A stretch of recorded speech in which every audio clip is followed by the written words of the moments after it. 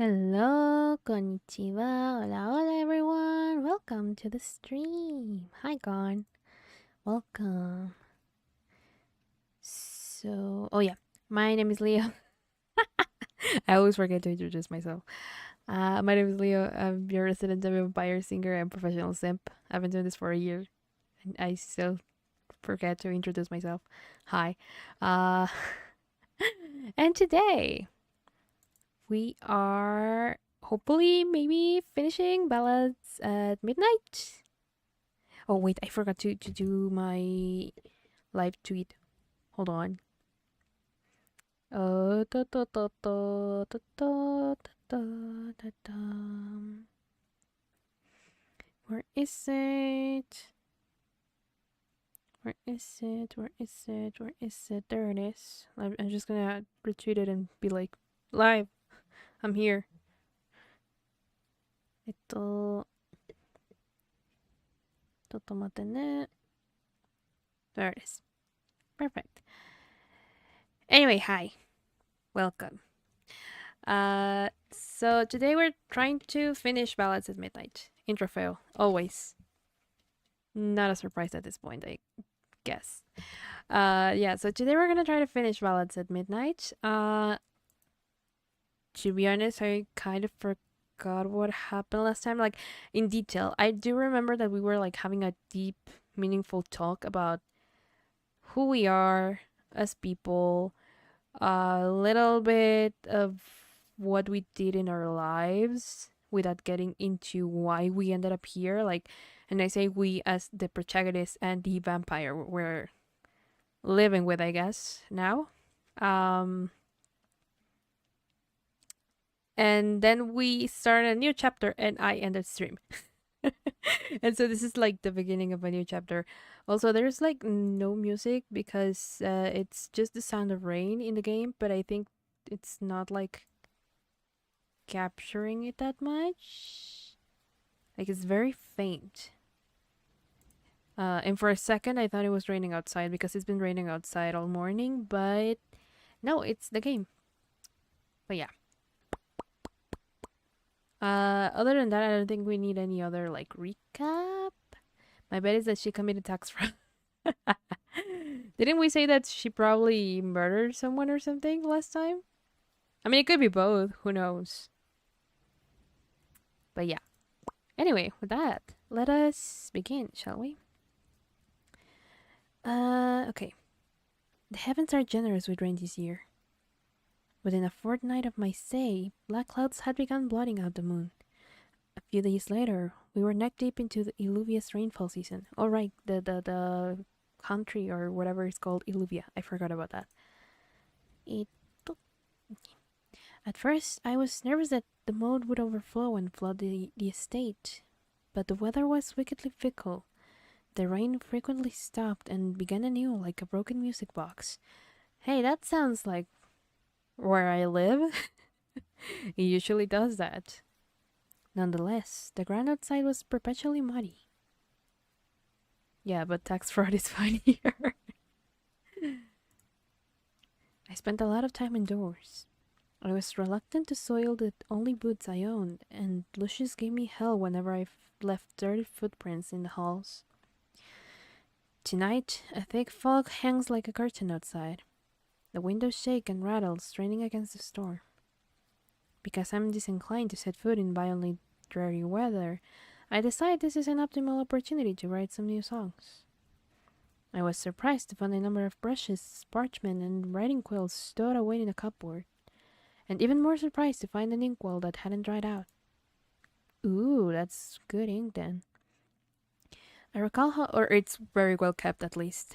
I recall how the vampire told me he housed an artist once, and tried to picture whether said artist could have single-handedly smuggled all these materials. He must have been much sneakier than me, or had a lot more pockets. If I were him, I would have prioritized smuggling in some food and weapons instead of art supplies, says the girl who decided to choose her. Is it a liar? I forget. Over her life, her instrument. But okay. no judging, but I should be grateful to him in any case.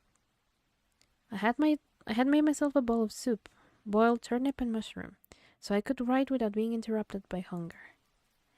Lucius' disgusting fish can only tide me over for so long. While I never had much interest in cooking and often survived on trail rations in the past, I do know how to feed myself in a pinch. Although my soup is only palatable due to some dried herbs I scrounged from the near empty pantry. There may be unforeseen perks to living in a vampire's castle, but gourmet meals are certainly not one of them. Thankfully, I've never had much interest in the finer things. While my soup cools, I start a small fire to keep myself warm. Oh, on the whole, my impromptu little workspace is comfortable. I've always wanted a writing nook, and this may be the closest I'll ever get to having one.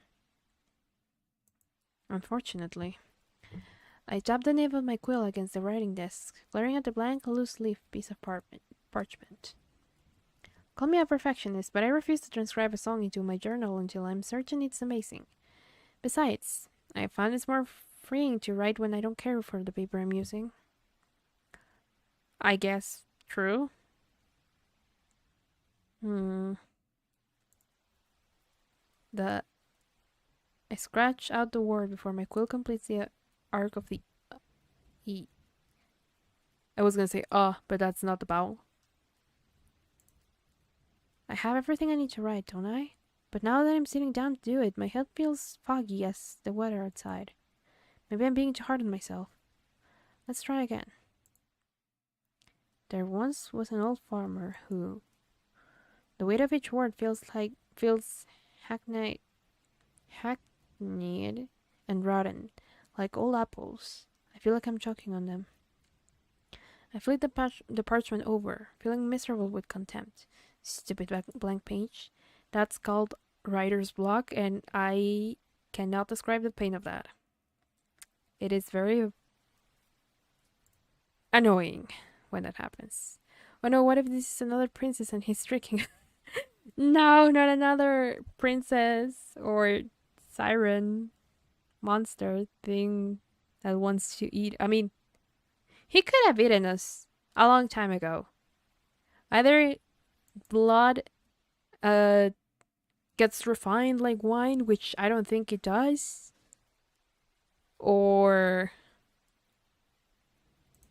I don't know. No, I don't know what other. I am a writing block. Before long, I find myself leafing backwards through my journal. It doesn't contain much of my original work, honestly. To survive as a traveling bard, I've had to memorize and rewrite songs that were already popular, already known. Original work, I quickly learned, was not often well received in an unruly tavern. I've been booed, had tomatoes thrown at me, and have even gotten into brawls because someone wanted to hear a song I didn't know how to play. So I had to learn, had to adapt, had to make it work. At times, I've even stolen promising lyrics from my peers and rivals. I hated doing it, but I did it anyway. Plagiarism. The worst crime ever. Oh, and all for what? Freedom? Coin? Glory? Gods, with so much time to think, I can't help wondering if the life I've led has been one worth living. The vampire was right about the maddening silence. It must be well past midnight. Lucius should be here any minute now. I realized then that, while thoughts of his arrival used to fill me with dread, I recently looked forward to seeing him. We've been surprising each other with how easily the conversations came, how willing we were to talk. I often find myself trying to stay awake to finish a thought, only to be shooed to bed the moment that he catches me yawning. I've had two of those happen to me. Plagiarism? Or which one? As much as it pains me, I just can't get the hang of the night cycles. I've tried, because being in his company is far more preferable to being stuck with my own. This leaves me cherishing the few hours we have together each night. Oh? Without even realizing, I had flipped through every page of my songs. My hand pauses over the inside cover of my journal. I gaze absent-mindedly at the strange runic symbol on the first page, some sort of bejeweled pendant encircled by a knotted half-red of thorns, which has somehow resisted fading no matter how often I touch it over the years. Brushing over the bold red ink, I wonder if I'm imagining the faintly sharp prickle across the pads of my fingers. Was she an orphan? I forgot. I think she was. Below the symbol, written in a hurried, clumsy scrawl, are the words. Keep safe. Oh. I once felt at ease from such simple words. Looking at them now only tightens the knot in the pit of my gut. Maybe this is a sign that I just need to move on to bigger and better things. That I've been too rooted in the past. No, overalls and stealing. Oh. Fair.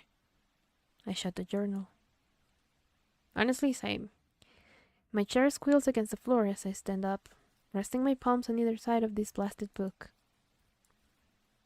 I could toss it into the fireplace if I wanted to, here and now. I could break the final chains linking me to my past. Keep safe. Those were her instructions to me. Try as I might, I can't defy them. I gathered the journal into my arms, cradling it against my chest. For a moment, I can still feel that blossom of warmth from the words. Keep safe. I'm going to find Lucius. This silence truly is maddening.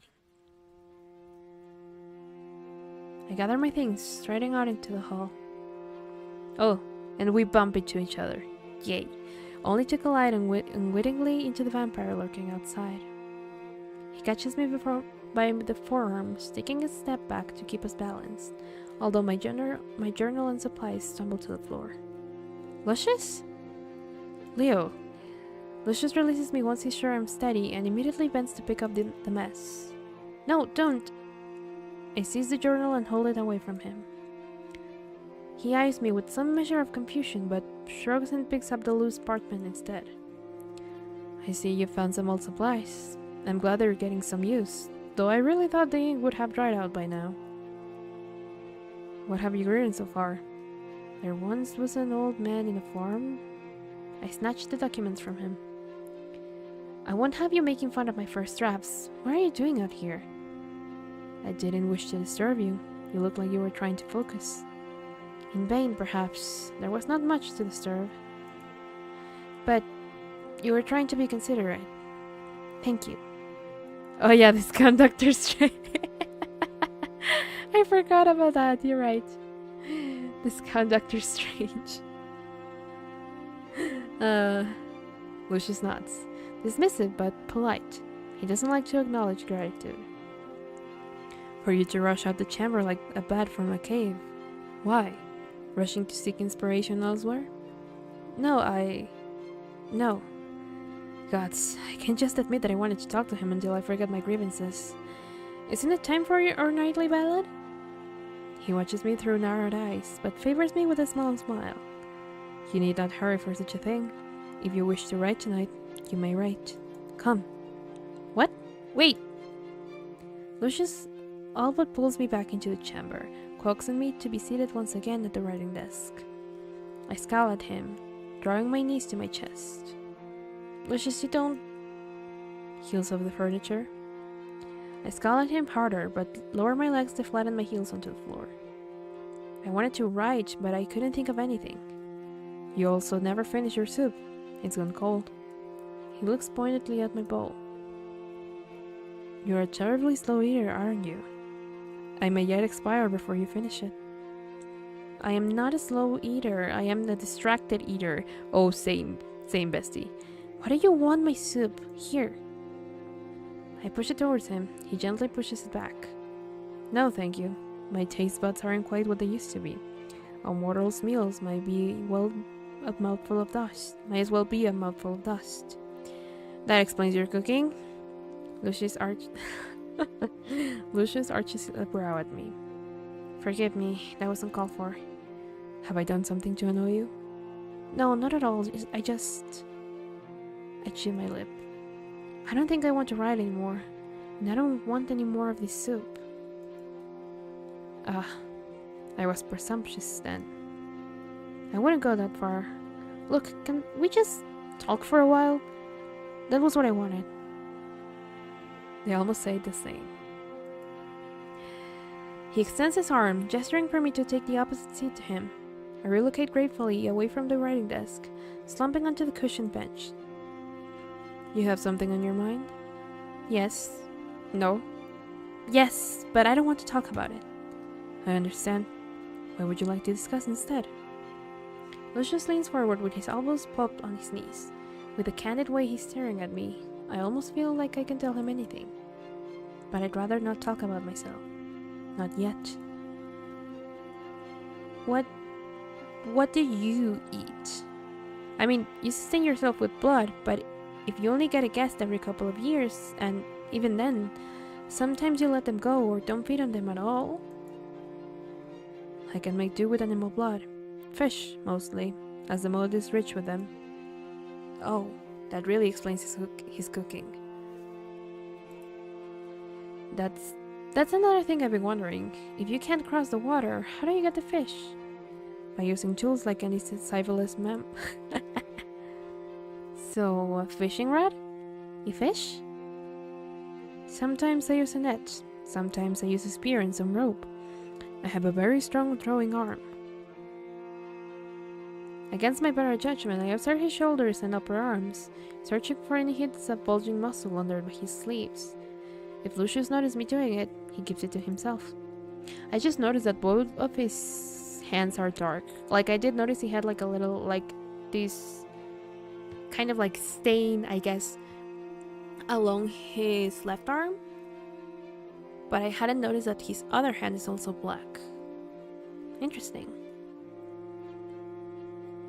For that matter, I'm surprised you haven't asked how I intend to ensure your freedom when I myself cannot cross the water. Because I haven't thought about what I'll do when I leave. The thought feels like an anchor in my chest. I have a reminder of the future. I presumed you'd tell me when it was time? Of course. I can also tell you early. I will simply throw you across the moat like a javelin. You wouldn't. He practically cackles as I recoil from him. I wouldn't. There is another way. I will show you in due time. Honestly, I'd rather he throw me like a javelin.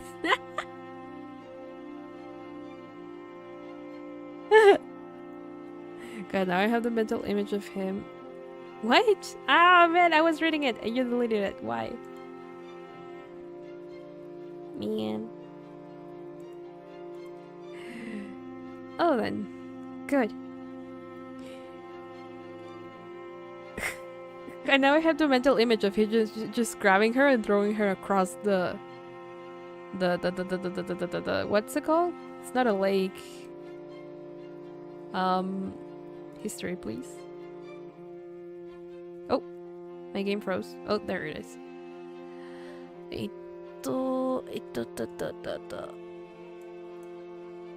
Weird.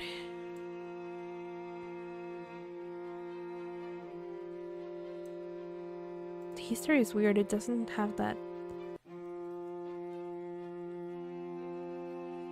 The mode, yeah. That. Anyway, now I have this mental image of him throwing her like across the moat and just her landing on her head and cracking her skull open. It is just really funny. I don't know why. We lapse into a hollow silence as my mind wanders back to my troubles, until the vampire starts making a thudding sound at me. He studies my face with intent, and I realize too late that my pleasantly neutral facade had at some point fallen into a frown. You're in low spirits tonight. Is the weather bringing you down? How else can I help? He's being considerate.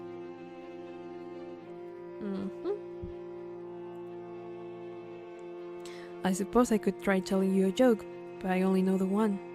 And no, I shouldn't. I will refrain. It's quite filthy. That piques my interest. I don't mind dirty jokes. I spent a lot of time in taverns, you know. I'm almost certain I've heard them all. No, Leo, you don't understand. This is not meant for polite company. We don't need to be polite company all the time, do we? We could be a little impolite. It's not a little impolite, it's unforgivably dirty. Please, Lucius? Very well. You can say I didn't warn you. It's not too late to change your mind. Lucius, you're killing me. Do you want me to beg? I don't think I can go on without hearing it.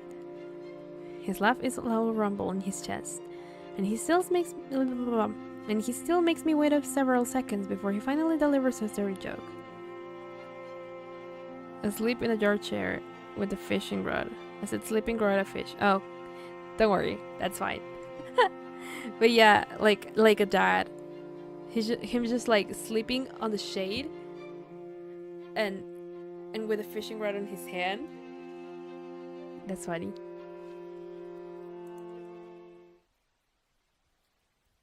A white horse falls in a waist-deep mud. Huh? What do you... Huh? That's it? That's the dirtiest joke you know? What? Wait a minute.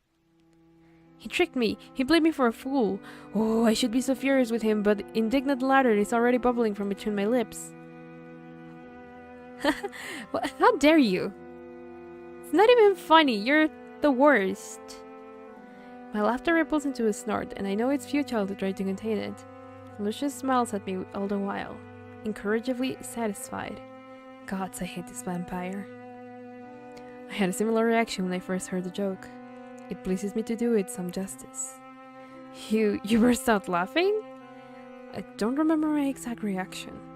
It was a long time ago. Well, do you remember who taught you that joke? But I can't speak today. My tongue is all tied. Former guest, Julian. Lucius' face softens, and my laughter stops like a clogged drain. There's that sadness again. He didn't try to batter with a joke, did he? Barter. Oh gods, could you imagine? No, this was before I began battering with people. A darker time. Were your dark times lifted with a joke about a white horse? Lucius smiles at me wryly. Would you like me to tell you about him? I'm surprised at myself when the words spill from my mouth. Not if it troubles you. I mean, if you wish to tell me, I will listen. Lucius hesitates, tapping on his collarbone until he musters the initiative to speak. Okay, I officially respect this man. Same. He's really funny. When I was first exiled to the estate 300 years ago, there truly was no escape. He's not that old, Anne. He's still very young, at least as a vampire. I don't know as a human, but as a vampire, he's still very young.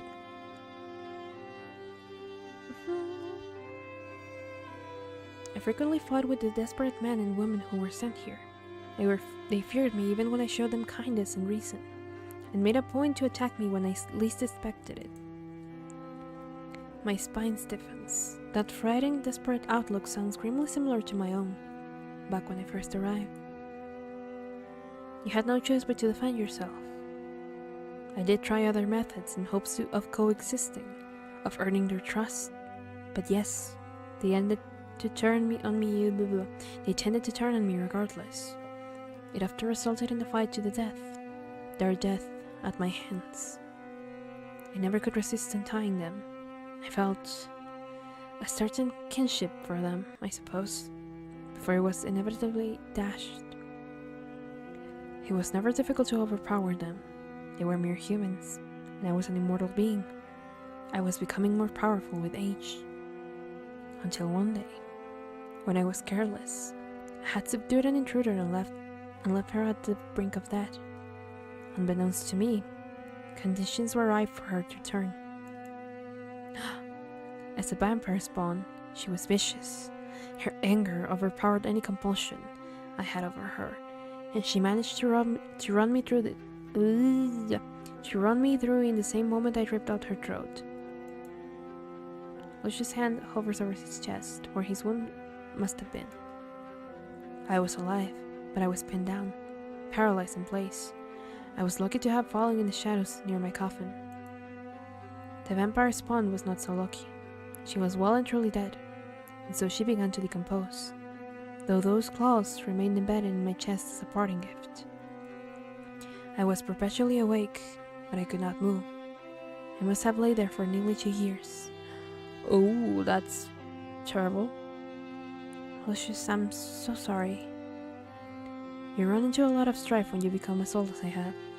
It is not unusual. Yes, but it must have been harrowing. Mostly I was just bored. He's being aloof, but his hand is massaging his chest right above his heart. I assume he doesn't want to show weakness. Gillian was the one who found me there. He gave me a wide berth at first, approached only to use the vampire spawn claws to cut his bonds before jumping away. Comical, really. By then I was practically a husk. I could sense him, but I could not move and could not speak. I would sense him coming and going each night, wandering the estate much like you've been doing. After some time, he returned to my side and took the claws out of my chest. You what? I knew the story must have been leading there, but it was still a bit of a shock. Why on earth would someone release a petrified vampire? Damn, Lucius has had it hard. Man, 2 years? Stuck there just like staring at the ceiling with your own thoughts, not being able to move or do anything? Slowly dying? Man. He must have been incredibly stupid. He must have been incredibly kind. This is where I saved the last time, so yes, I want to overwrite it. And he must have been incredibly kind. I suppose he felt some kinship for you. You were both trapped. He certainly was kind. Much too kind, I think. Lucius chuckles quietly. So is this an old boyfriend? How did he not die? I mean, processes with, like, she didn't really pierce him through the heart, like, fully, just, like, partially. I don't know how his anatomy works, but usually, like, deaths of vampires are not that fast. But they don't last that long either, it's just, you know. He was, like, trapped in the middle, I guess. And it's not like he could bleed out. So. He was the one who drew that portrait. The scrap you found. We burned wood together to make charcoal, and he made all kinds of artwork during his stay. Was he the artist? I destroyed much of his work when I lost him, and I regret allowing my emotions to get in the way for a reason. In the way of reason. It just wasn't fair that he convinced me to have compassion for others, the way his gentle nature allowed us to gather a motley little group. It wasn't fair the way The little group of guests I had, they're the ones who figured out a way to escape this blasted estate. I encouraged Gillian to go with them, but he wanted to stay behind. He wanted to stay with me. Which meant, of course, that my very next guest was a cruel one. I awoke to the intruder riffling through my things while Gillian bled out in the courtyard. They killed him. No. Death is a fate all mortals share. I know it all too well, but it shouldn't have been his time. As I let the story sink in, my next words are quietly careful. Did you kill his murderer? Ruthlessly, but it gave me no satisfaction. Lucius heaved a heavy, shuddering breath. Gillian was still gone. I was alone again, and I had no one else to blame. Oh,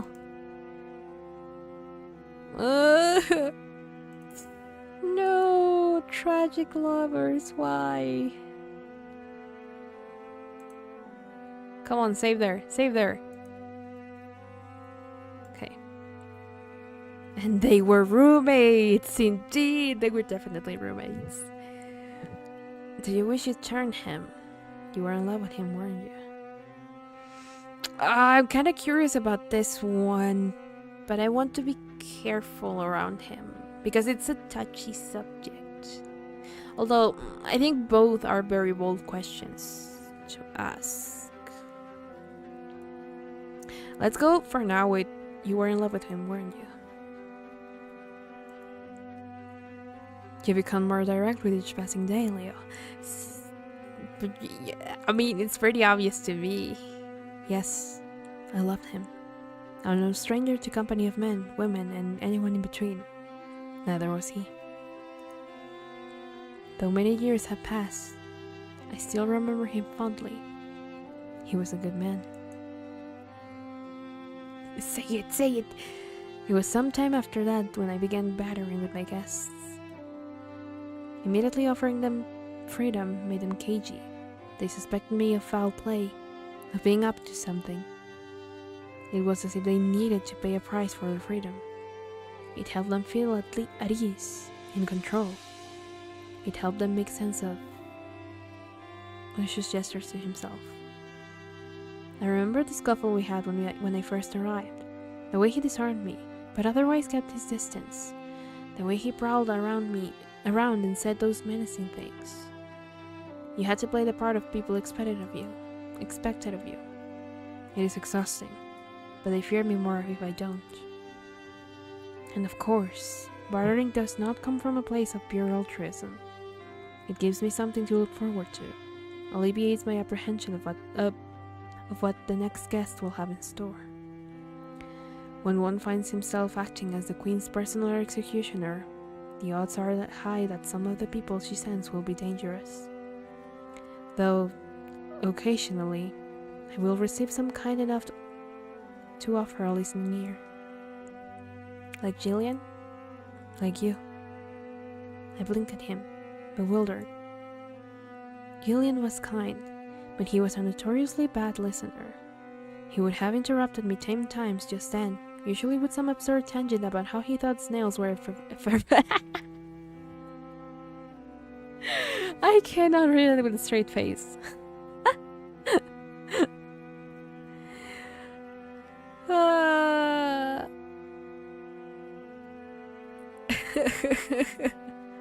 How does that keep happening? I say it as a joke and it's right. I mean, I don't know. It's just historical roommates, you know.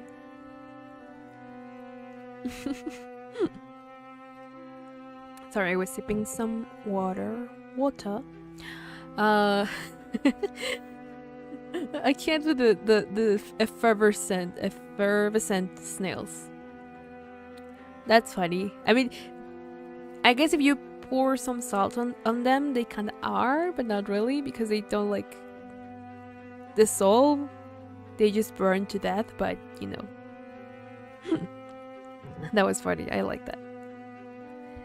What I mean to say is, thank you for listening to my sad old tale about a lost love. I mean, so we are the second chance, I guess. I've never told it to anyone before. Can I ask you one more question? Of course, anything. Something about that last word makes my stomach flutter. No, I must be hungry. I grab my deserted bowl and sip at the cold soup. If Gillian was such a good man, what did he do to get sent here? What was his crime? Lucius outright grins at the question. He edges a little closer to me, as if he wishes to rub me into a conspiracy. Supposedly, he painted an unflattering portrait of a nobleman's daughter. What? That's it? Yes, and Gillian couldn't help it.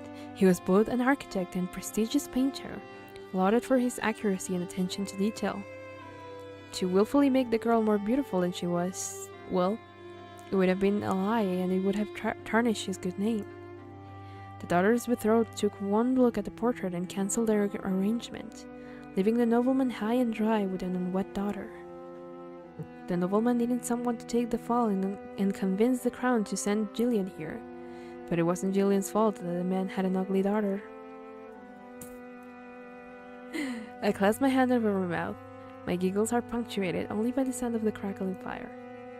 I hadn't anticipated that Lucius would make me laugh more than once, let alone show such vulnerability tonight. Hello, Emily, welcome! Oh, wait, I didn't read that. And it's so odd. It sounds like the artist was punished for revealing the truth, even if it wasn't entirely his intent to do so. In a way, I suppose I also... I swiveled my lute into my lap and gazed down at it. It's awash in glowing firelight. I think I'm ready to tell you what I did, Lucius. He straightens immediately at attention. Really? Yes. You've got me waiting for so long, I didn't expect... Hold on just a moment, I need a drink. Shall I fetch you a glass as well? I think it will be nice to keep my throat from going dry, yes. What do you have on the menu? Wine. You have wine? Where? Since when? I mean, sure, if you don't mind sharing. Lucius shoots me a mysterious winning grin before he stalks off into the halls. Where does he hide these things? Every so often, Lucius will present me with some new object or tool from God's nowhere.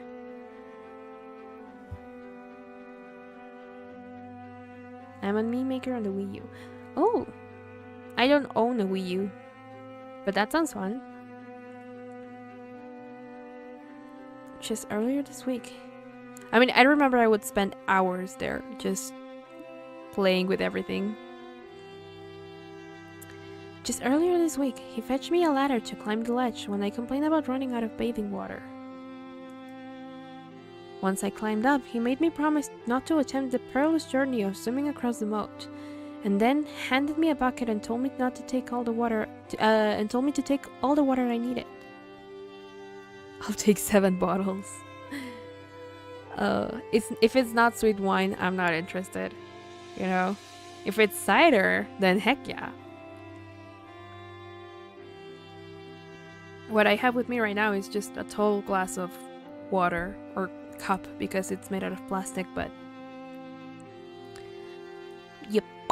I could have sworn I walked through every hall and peeked in every room. Not once have I ever seen any ladders or buckets until he materialized them into existence. Maybe he knows creation spells? Conjuration magic? A vampire who knows magic. That'll be the day. Hey! Those exist, you know. I am one. Well, half a vampire, but still. You know? Those do exist. Lucius returns as I muse over the idea, presenting me with my promised glass. Deep, red wine sloshes gently within, glistening like black opal in the room's low light. I would have brought you an entire barrel, but wine is hard to come by around these parts. Better to be frugal with it. You can carry an entire barrel? I told you, I have a strong arm. When I first arrived, I even hauled my coffin up all those flights of stairs. Admittedly, it was exhausting. I was strong enough to do it, but I don't have unlimited stamina. And why were you hauling your coffin upstairs? You wanted to be closer to the sky? You know me so well already. Lucius returns to his seat and crosses his legs, sipping his wine and peering at me over the rim. He looks very at ease indeed. At ease and powerful.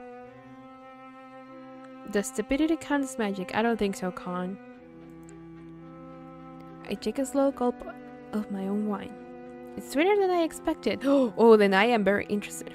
With an undertone of currants and plums.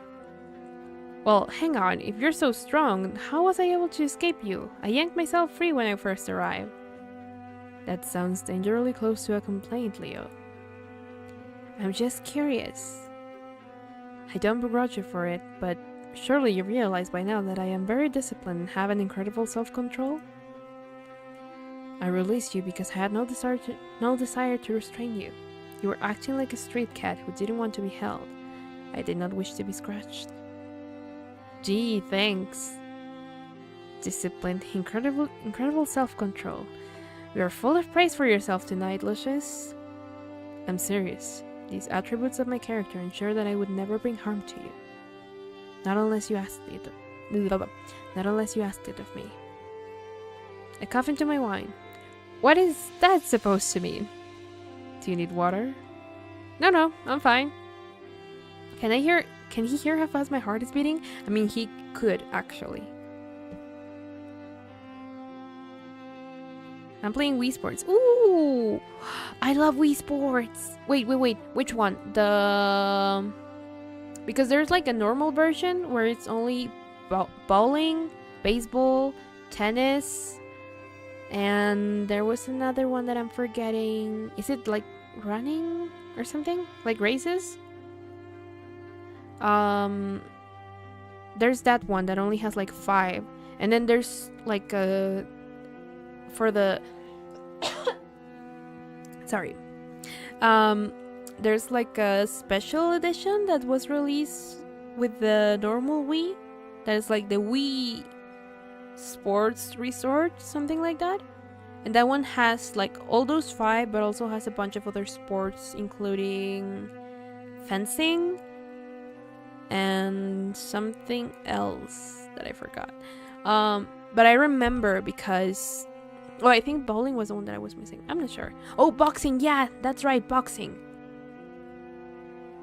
Hello, Buckley-Sardo. Welcome. No, it's just the normal Wii Sports. Oh, dang. I say that because I own both on my normal Wii.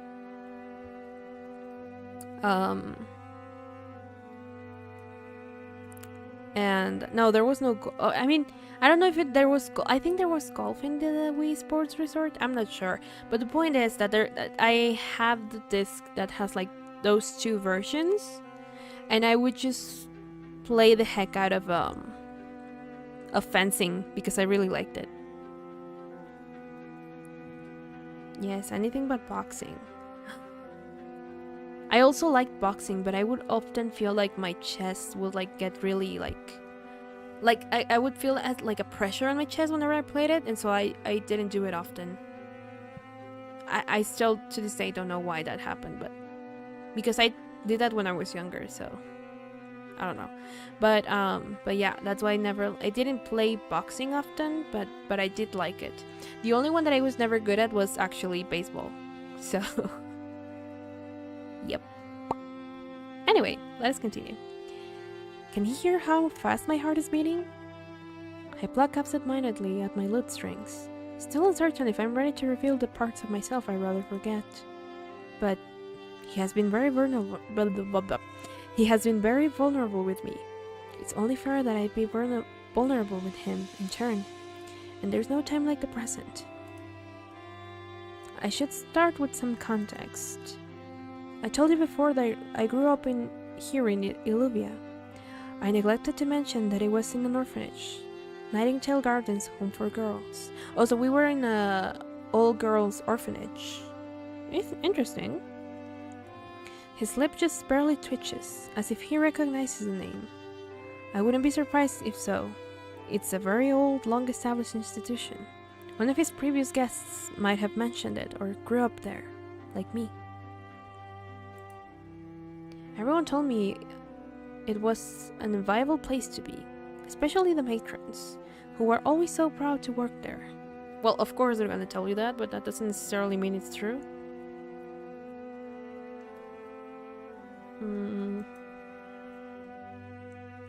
They told me girls would go as far as to murder their own parents in hopes of being sent to night. What? They what?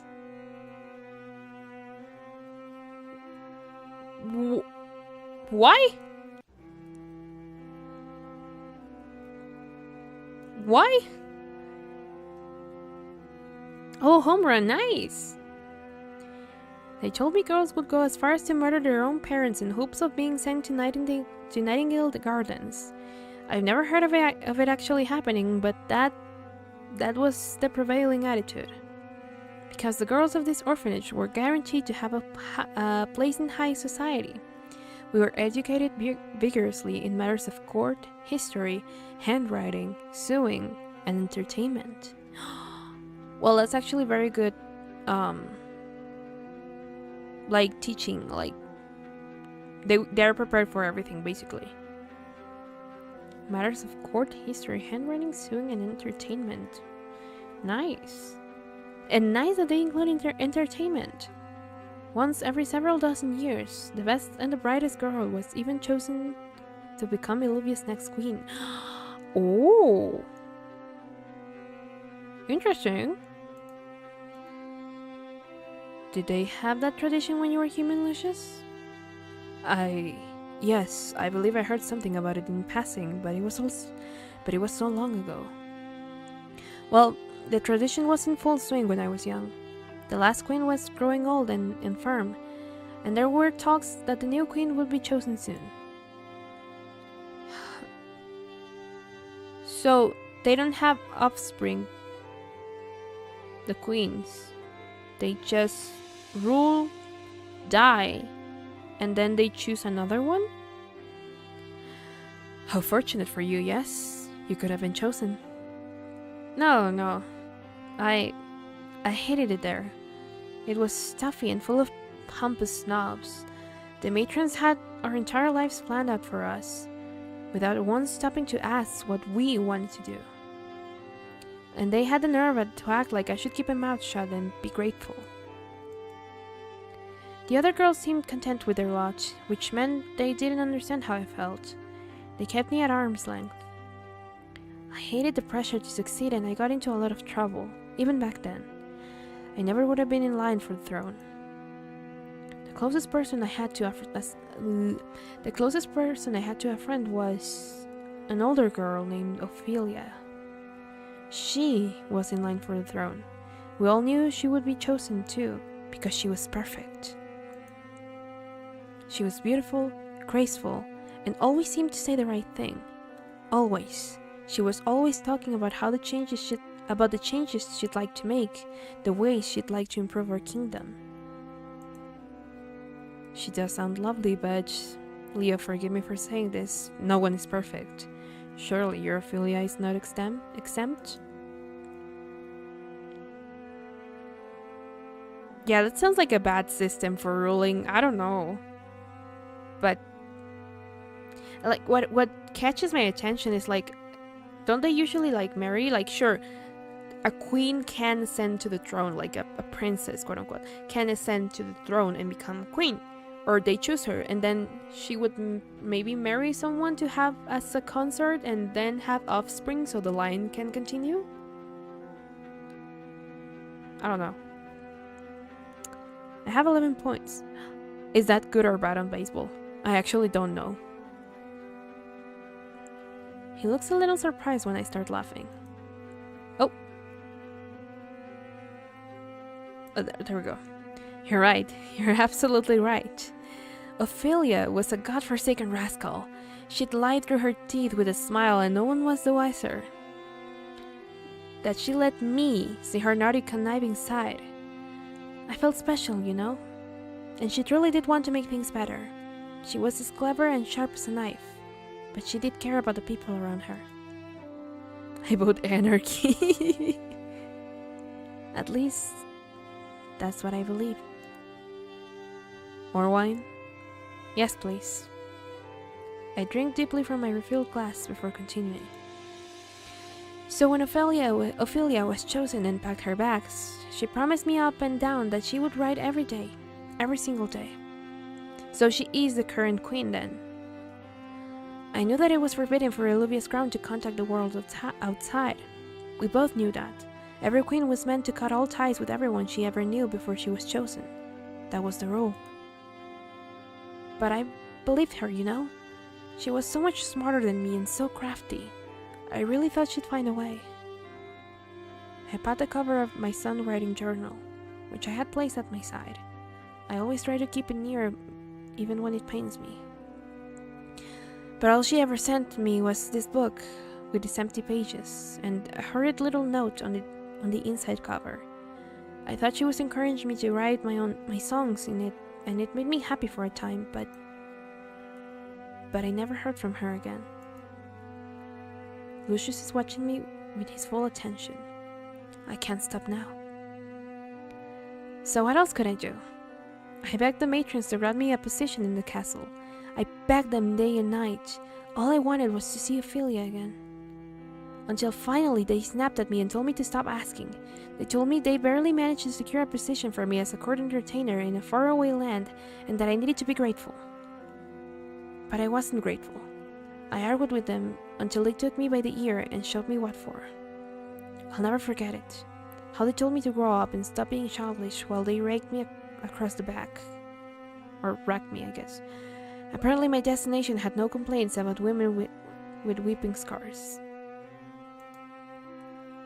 Leo. I ran away soon after that, with just the clothes I wore and, honestly, the very things I have with me now. The loot they gave me, the songwriting journal from Ophelia, and a handful of coins. Lucius spoke slowly, reluctant to interject but unable to contain his curiosity. Your crime was running away from this wretched orphanage? Oh no, not at all. I gave them the slip. His shoulders sagged with relief. I weirdly feel some kinship with the little girl I once was. I went on to become a traveling vagabond for many years. I performed everywhere I could and I saw the world. It was difficult in its own way. People distrusted a new face, and meaningful connections were hard to come by. I was even accused of witchcraft sometimes for some reason. Something about corrupting their women and stealing their men with siren songs. Okay. Some days were freeing and exciting back then, while other days made me feel like a ghost in search of a final resting place. But no matter what I did or where I went, I just couldn't stop thinking about Ophelia. Did you have feelings for this Ophelia of yours? Gosh, Lucius, she was practically an adult and I was 6. Which means, yes, I was absolutely obsessed with her. Not that she ever seemed to fancy anyone. I'd ask her, if she found some boy or girl attractive. She had this way of wrinkling her nose and she turned down every single one. Like you? Like, I gawk at him. I notice you wrinkle your nose sometimes when you find something disagreeable. Were you not aware? My face suddenly feels rather hot. Anyway, well, you know how young girls idolize older women? I do. Yeah? What you do? Yes. I had younger sisters once. We never had the chance to grow close, but I knew they were eager to idolize. That's news to me. I start to ask him about it, but he holds up a hand to stop me. Please, continue on with your tale. I apologize for interrupt. He grimaces suddenly, and my brows knit with concern. It's not the first time I've seen that expression. Lucius? Are you okay? Oh, we're back with the voice acting. Okay. I'm fine. The coffin! Coffin. He flinches as he takes a deep breath. I'll be fine for a while longer. It just calls to me sometimes. If you need to go back early... Uh-oh. Lucian slams his fist on the arm of his seat. His wine jostles slightly in his other hand. No. I'll not let it squander what little time I have away from it. Forgive me, please. Continue. I tap my fingers against the cover of my journal, feeling a little agitated but wanting to gratify his wishes. He'll get upset if I speed through the story, but I can try to shorten it for him. Even from distant kingdoms, I would hear terrible gossip about Alluvia's young queen. Apparently, she did nothing to better anyone's life but her own. Oh, so Ophelia was just terrible then. She kept our cruelest traditions intact, torturing and slaughtering people in droves. Most notably, she kept the tradition of sacrificing people to the crown's pet vampire. No offense. None taken. Inspiring such unease in its people helps the monarchy stay in power. I mean, true. Fear of punishment, I always heard, is a better motivator than acts of love. True, like if they tell you, yeah, if you don't behave, you're gonna send you to the vampire and he's gonna eat you, they're probably gonna try to behave better, or at least hide it better.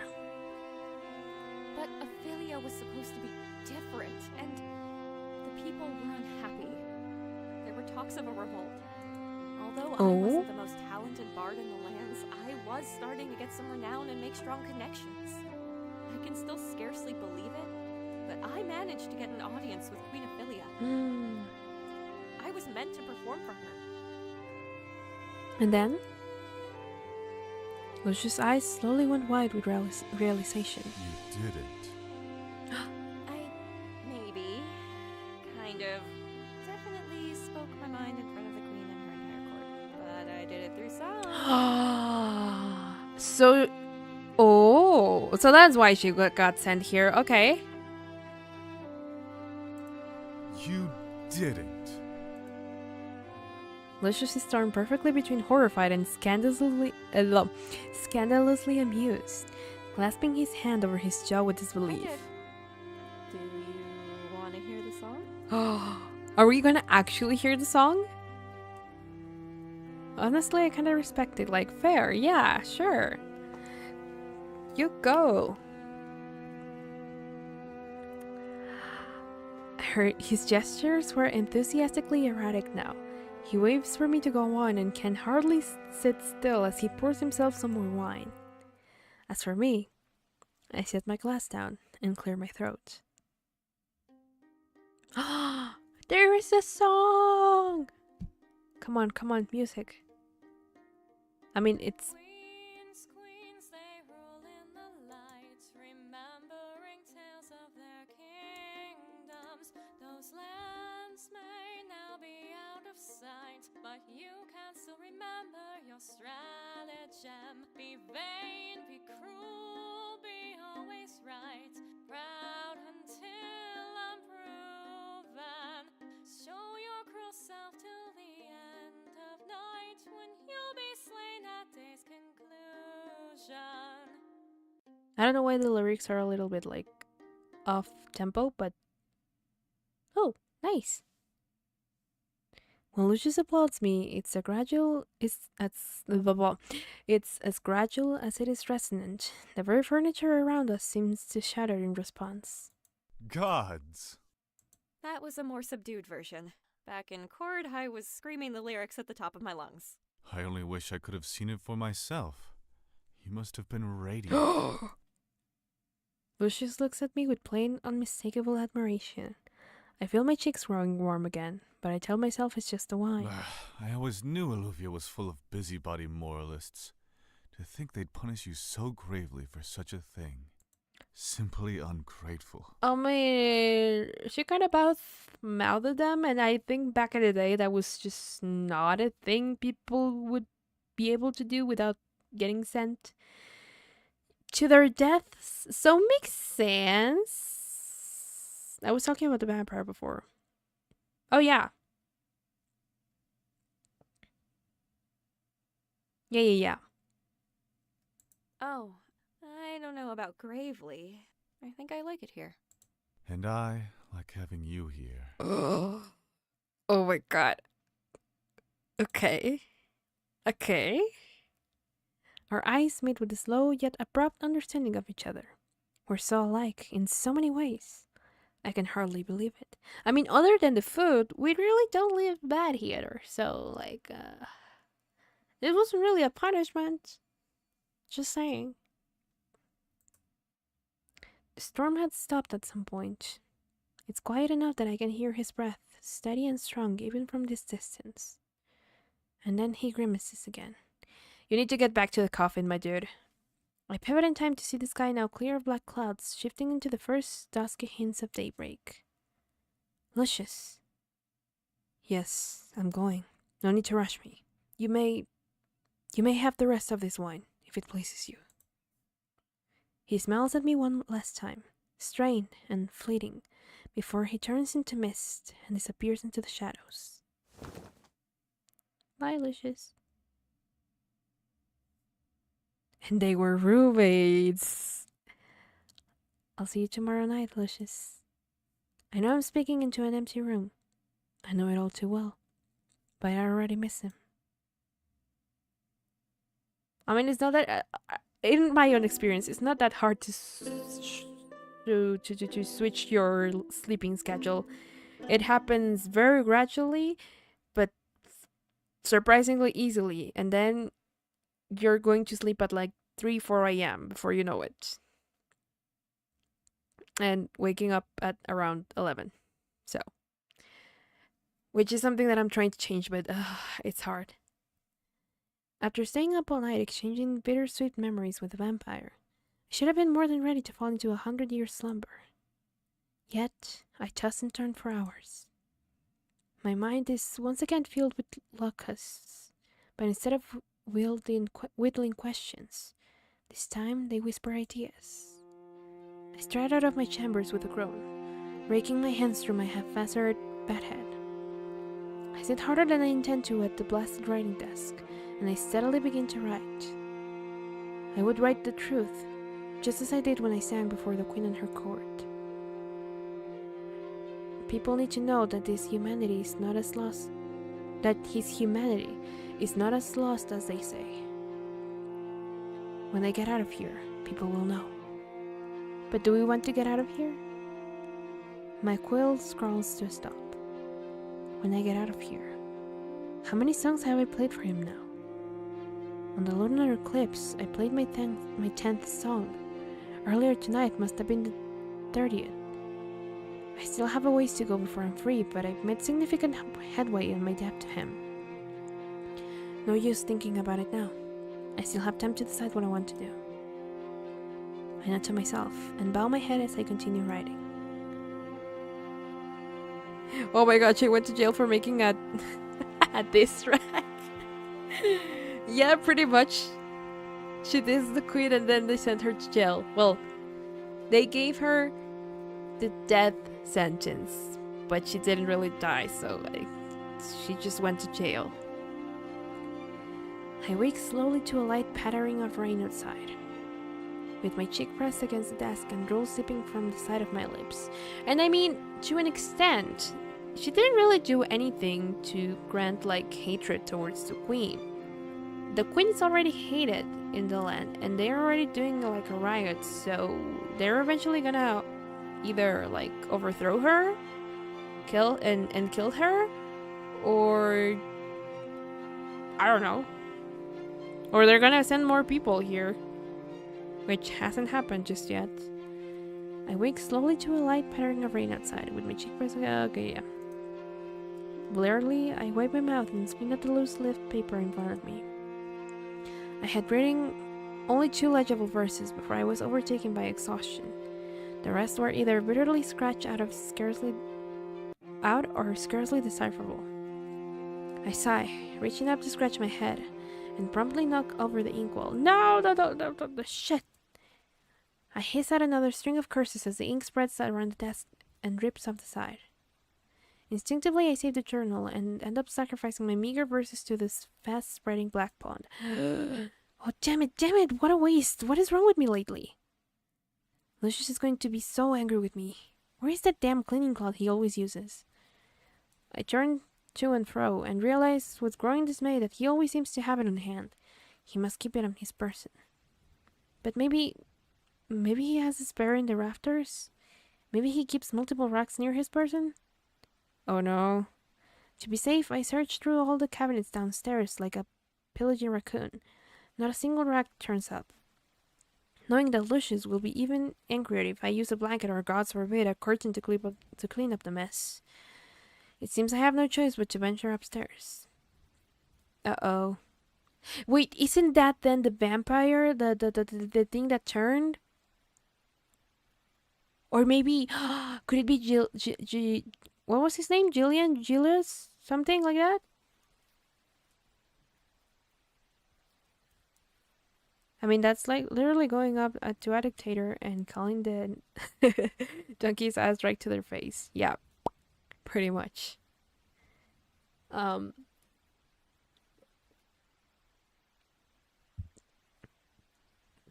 Sorry, I was drinking water. He said that the woman that he accidentally turned died before, like right as she like stabbed him, she died, and thus she doesn't exist any longer. But he didn't really say what happened with his ex-lover, I guess, because I don't remember his name. Gillias, something like that. But he didn't really say what happened to his body. He just said that he found him bleeding out. And we heard noises before. And he said that whatever we heard was not going to harm us. So, did he maybe try to turn him, and that's why we could have asked the question? But maybe he wouldn't have answered it?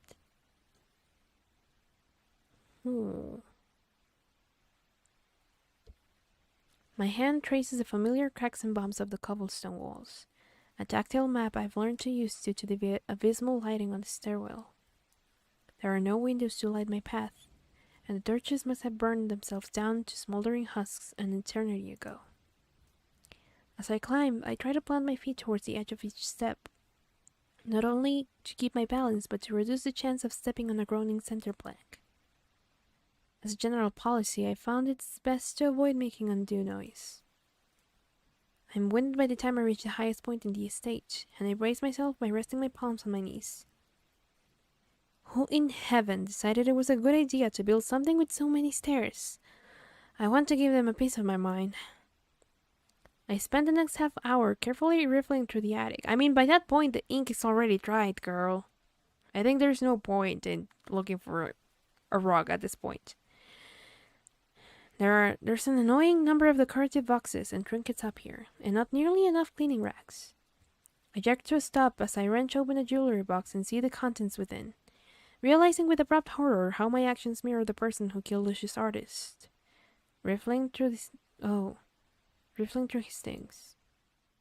I don't intend to steal anything. Lucius won't see me. I should still have another hour or two before he wakes up. But I take a slow breath, willing myself to calm down. Even if Lucius acts irritable sometimes, he never hesitates to forgive me. In the same way, I've never hesitated to forgive him. I find myself fixating on a particular point within the open jewelry box. There's an oddly familiar sight there, a hint of a small engraved shape that tugs at my memory. I didn't notice it immediately because it's partially buried beneath strings of pearls and gemstones. I gently shift the valuables aside, allowing the subject of my focus to be laid bare. Is that a ring? It's a chunky, ornate ring. Quite gaudy, really, and not something I'd ever be seen wearing. I pluck the item out of the box, peering at it into dim darkness. There's no way. At the ring's center is an enormous opal stone, which glitters like a rainbow of fire. Carved directly into the stone is a crest I recognize, from the guardsmen's shields and from the banners adorning the queen's courtroom. Without thinking, I put the ring in my mouth and bite down on the shank. It's dusty. Yuck. Well, of course. Like, dude. Oh. But I can feel the marks from my teeth imprinted in the metal. The body of the ring is made of pure gold. An actual, genuine royal signet ring. Did a member of the crown barter their freedom with us? Or maybe it was stolen and then traded here by a thief? Because it can't be that. A scream cuts through the attic and threatens to burst my eardrums. I fumble and nearly drop the ring. I cram the ring back into the jewelry box, slamming it shut before whirling around. The noise definitely came from the coffin. Lucius? As I call out, I'm met with another scream, even more frantic and agonizing than the first. The wooden box is trembling hard enough that I worry it might topple over. I approach the noise. Everyone in my body shrieks for me to stay away, but my tremendous concern for him overwhelms every ounce of fear I have. The coffin is carved from blackthorn wood, with small divot imperfections chipped off the edges. It's definitely fallen over before. I rap my knuckles gently against the wood, no differently than I'd knock on the bedroom door. Lucius, can you hear me? The coffin lid thuds as if in response. It continues to thud over and over as Lucius pounds his fist against the inside surface. Let me out!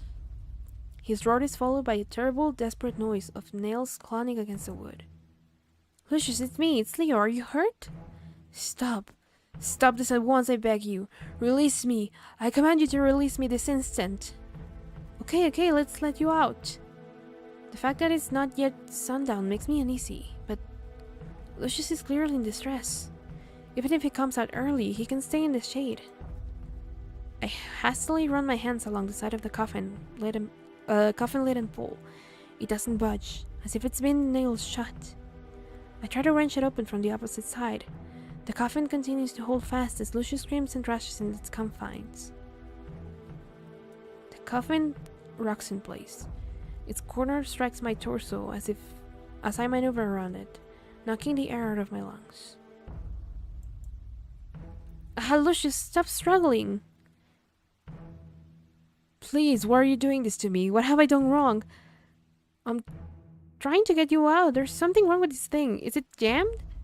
I have done everything you asked. Everything I withdraw my hands with sharp recognition of his plight. Lucius isn't talking to me, even if his screams sound halfway coherent. Lucius, are you awake? He responds only with racked sobbing and a final weak thought. The source of the noise will not hurt you. He was so certain, so quick to assure me of my safety. I sighed through my nostrils, pressing my forehead against the lid. I'm here for you, all right? Even if you can't hear me. I slump fully against the coffin, sliding against it as my hands curl into fists. I'll be here for as long as you need me. I'm here.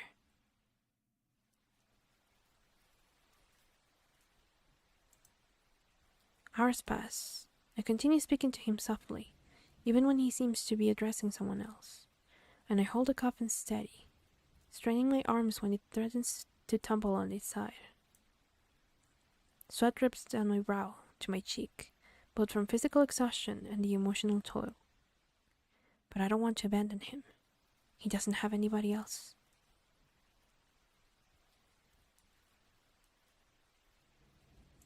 Hey buddy, are you awake? After an excruciating amount of time, he answers me with more noticeable coherence. His voice is gravelly and hoarse, and discernibly calmer compared to the early bellowing screams. Leo, are you still here? Yes. The sun has gone down, hasn't it? Yes, at last. Lucius makes a small curt noise of acknowledgement before he clears his throat. With a hollow wooden groan, the lid of the coffin begins to give away, so it was just him having nightmares. Not another accidentally turned body into a vampire. Okay, I thought... Sorry, I'm stretching. I thought that maybe he had, like, that hidden, but I guess that was just me overthinking. She's talking to him like a dog.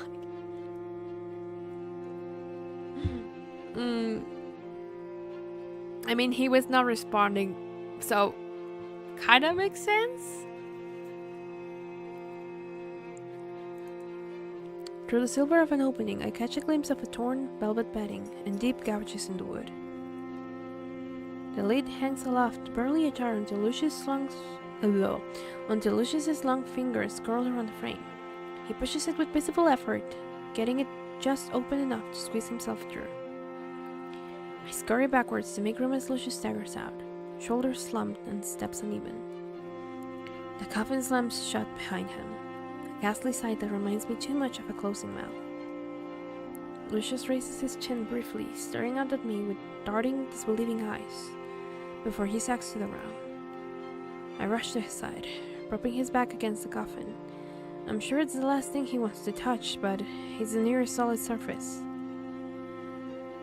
Bro had really bad Vietnam flashbacks, yeah. PTSD. Lucius heaves a great, dejected sigh as his head lolls back against the lid. It can't be opened until the sun is gone. Curses are obnoxiously specific, airtight, much like the coffin itself. Though there are times I've woken up, spilled out of the goddamn thing because it rolled onto its side. Although he's panting and barely catching his breath, he can't quite keep his absurd commentary to himself. I should thank you for keeping it steady tonight, I presume. You're ridiculous. You go through this every single night? Are you hurt? It feels like just yesterday when you were suggesting I'd been amputated at the elbow, and then miraculously healed from it with my mighty vampire powers. He chuckles to himself as if recalling a fond memory and then hangs his head between his knees. Without thinking twice, I reached out to rub wide, slow circles on his back. An intrusive fraction of my mind notices his body is warmer than I expected.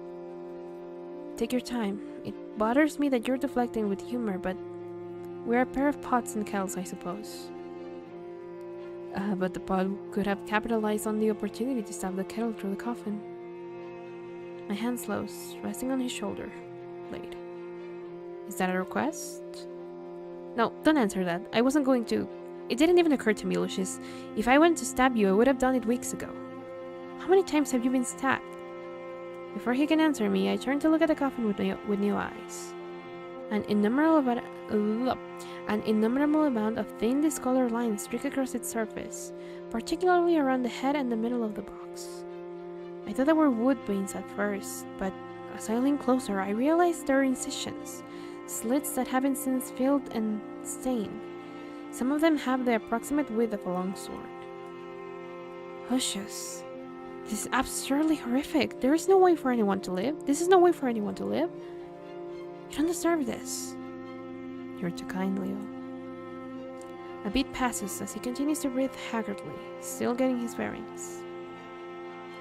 Have you gotten any rest? He doesn't look up at me. He might not have the strength to do so. Have you?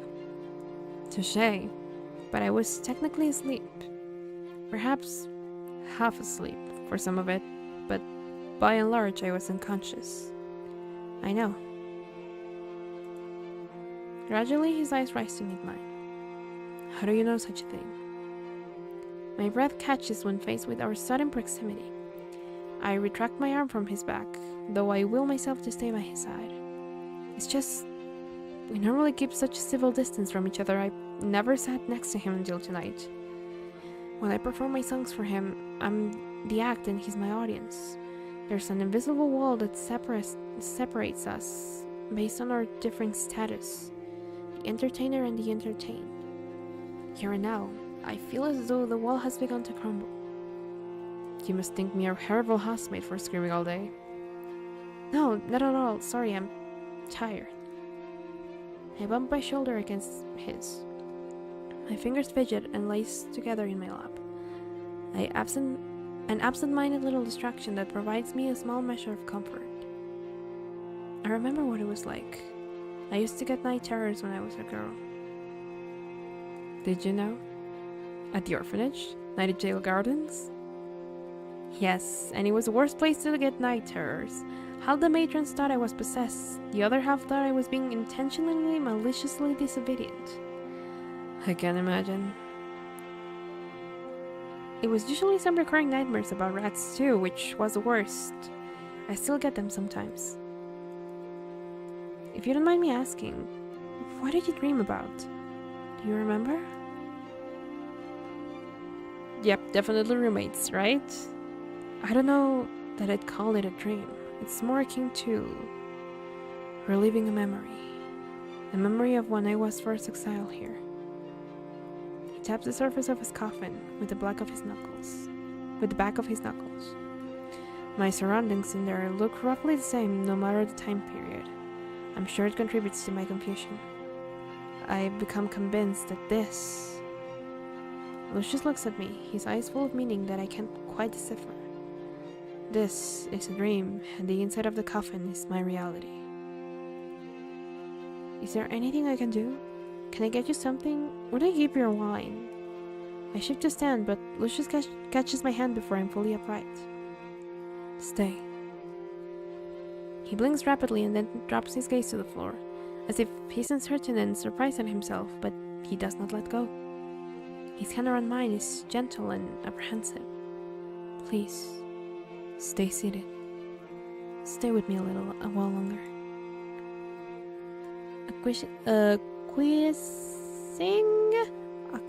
I'm pretty sure I know how to pronounce this word, but I'm forgetting. Acquiescing without difficulty. I lower myself onto my knees. He seems to breathe more easily when I'm by his side. We stare out at the expansive glass window for a time, content to be quiet together. Of course, Lucius doesn't like to remain quiet for long.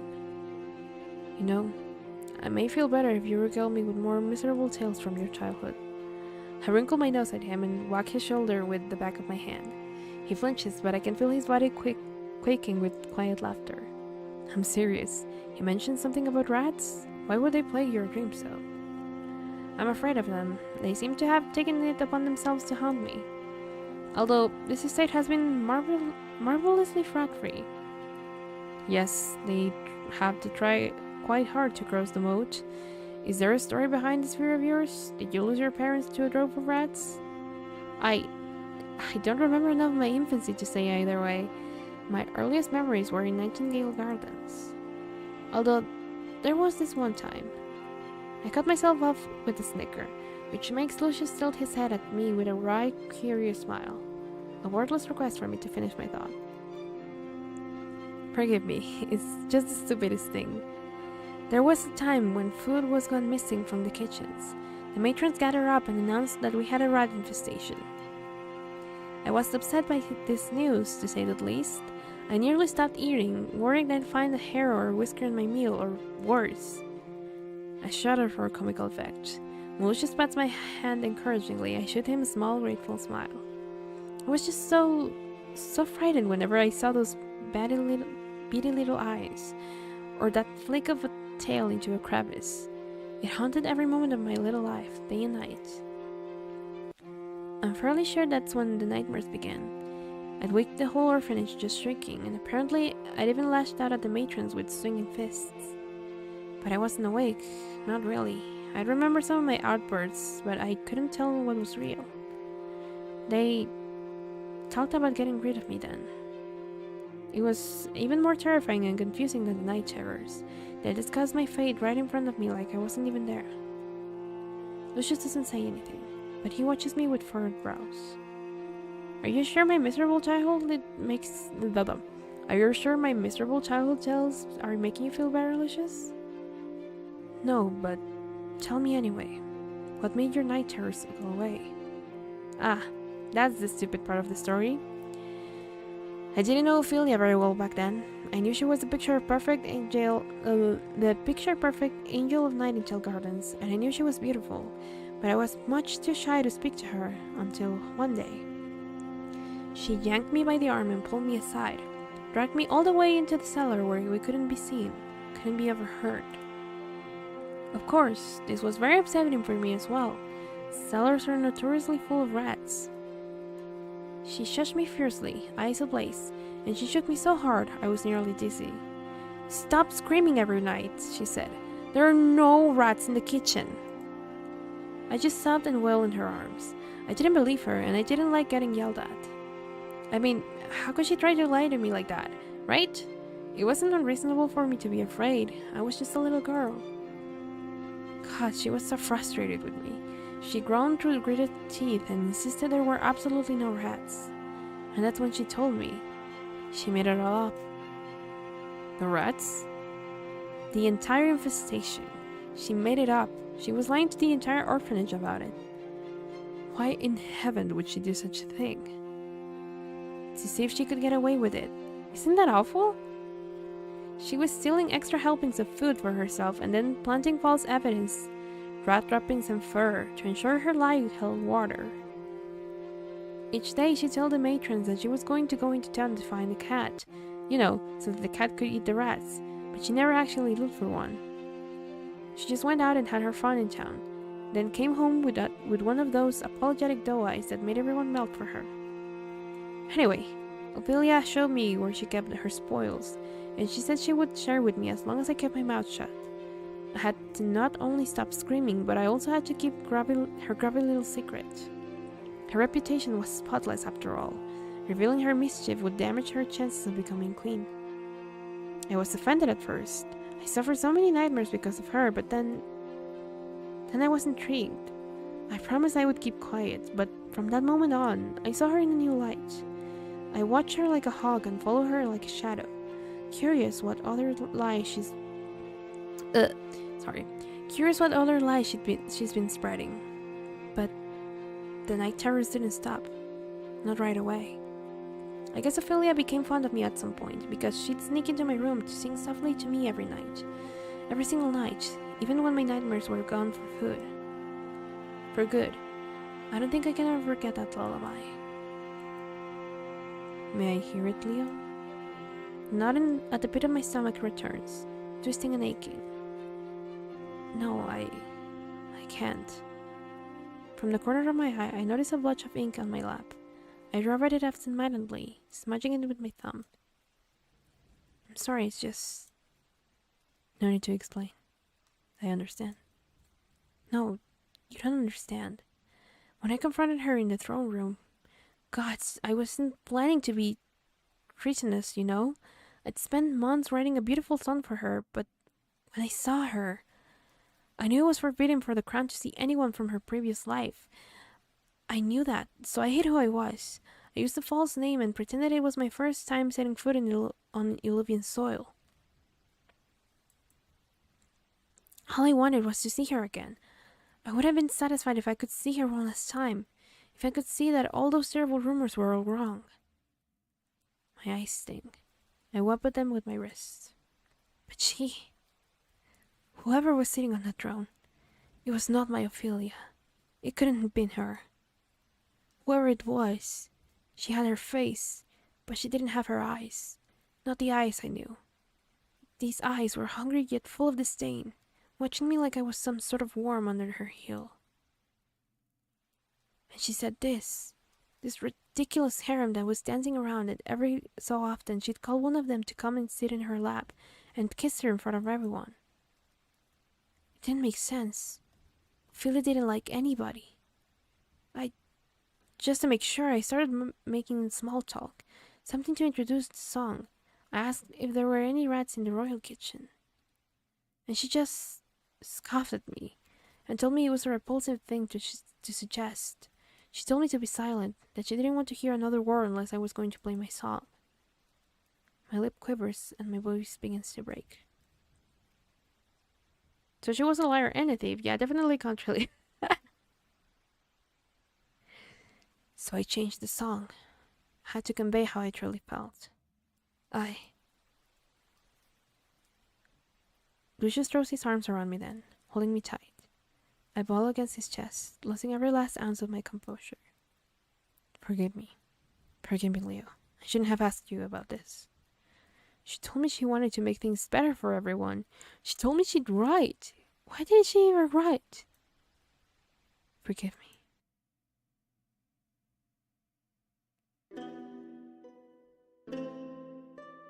Man. Betrayal.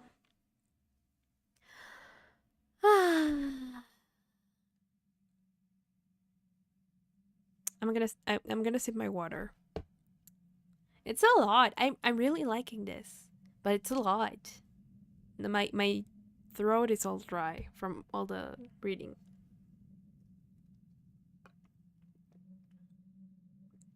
I actually didn't expect this to have so many chapters, but I'm really liking it. I like the slow burn. I don't know. Like the way they're getting closer together is very like natural, I guess. Whereas in other things where I've seen it, it's like very hurried. Friendship is a myth. I mean, they never said they were friends. So technically they're not even friends. I mean, they've never really labeled their relationship. They just trust each other now. And thus are very close, but when it comes to Ophelia, then yes. Like, she was never a good person. But I think maybe something happened when she was taken to the castle. Like, she wasn't a good person anyway. But maybe they did something to her, and that corrupted her even more. And that's why she ended up being that way. Because it does feel like a very drastical change. Not that like the fact that she didn't recognize her or like treated her like a worm or anything. Like that I can quite expect. But more like the change in demeanor of the whole thing of like, oh, she didn't like anyone. And now she's kissing people in front of everyone. And she has a harem and all of that. Like, that kind of behavior is like a little bit weird. To have like such a shift in her demeanor. So there might be that possibility. Or maybe just power corrupted her and she ended up not caring about anything, I guess. I don't know. It's just like that little piece of information what like really sticks out to me of like that is something that is like really weird to just like change about someone. But I don't know. Maybe it's just me.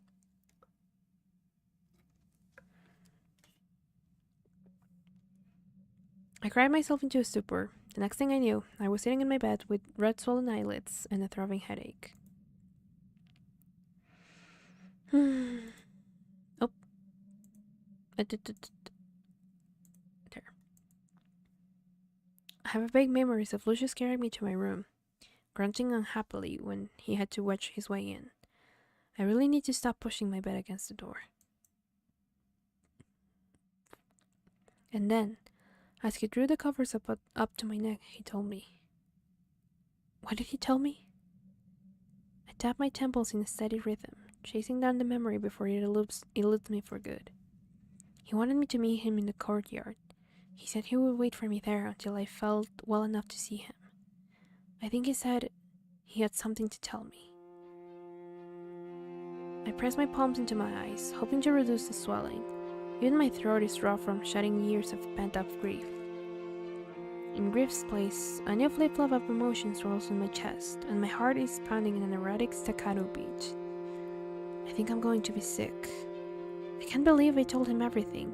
I even cried in front of him, slobbered all over his clothes. Gods, it was mortifying. I never cry in front of people, let alone on them. And I was so distracted by my own melodrama that I completely forgot to ask him about that ring. I shake my head, telling myself that it's fine. I'll have plenty of time to ask him later. Lucius stands like a pillar under the moonlight. His hands are linked behind his back as he observes the heavens. For the first time in a long while, the sky is clear. A yellow crescent moon hangs high amongst the stars, like a loop-sided smile. I wince at the soggy squelch of mud with every step I take. But since he was the one who asked me to meet out here, I don't think he'll begrudge me for any muddy footprints. Hey, did I keep you waiting for long? Lucius doesn't turn. I have something to show you. Ah, it was show, not tell. Is it another astrological phenomenon? No. His hands tighten imperceptibly behind his back. Lucius turns just enough to glance at me, and I showed him a sheepishly puzzled grin in response. Something about seeing me renews his resolve. Follow me. Are we gonna get eaten now? Lucius leads me through a side entrance of the stage.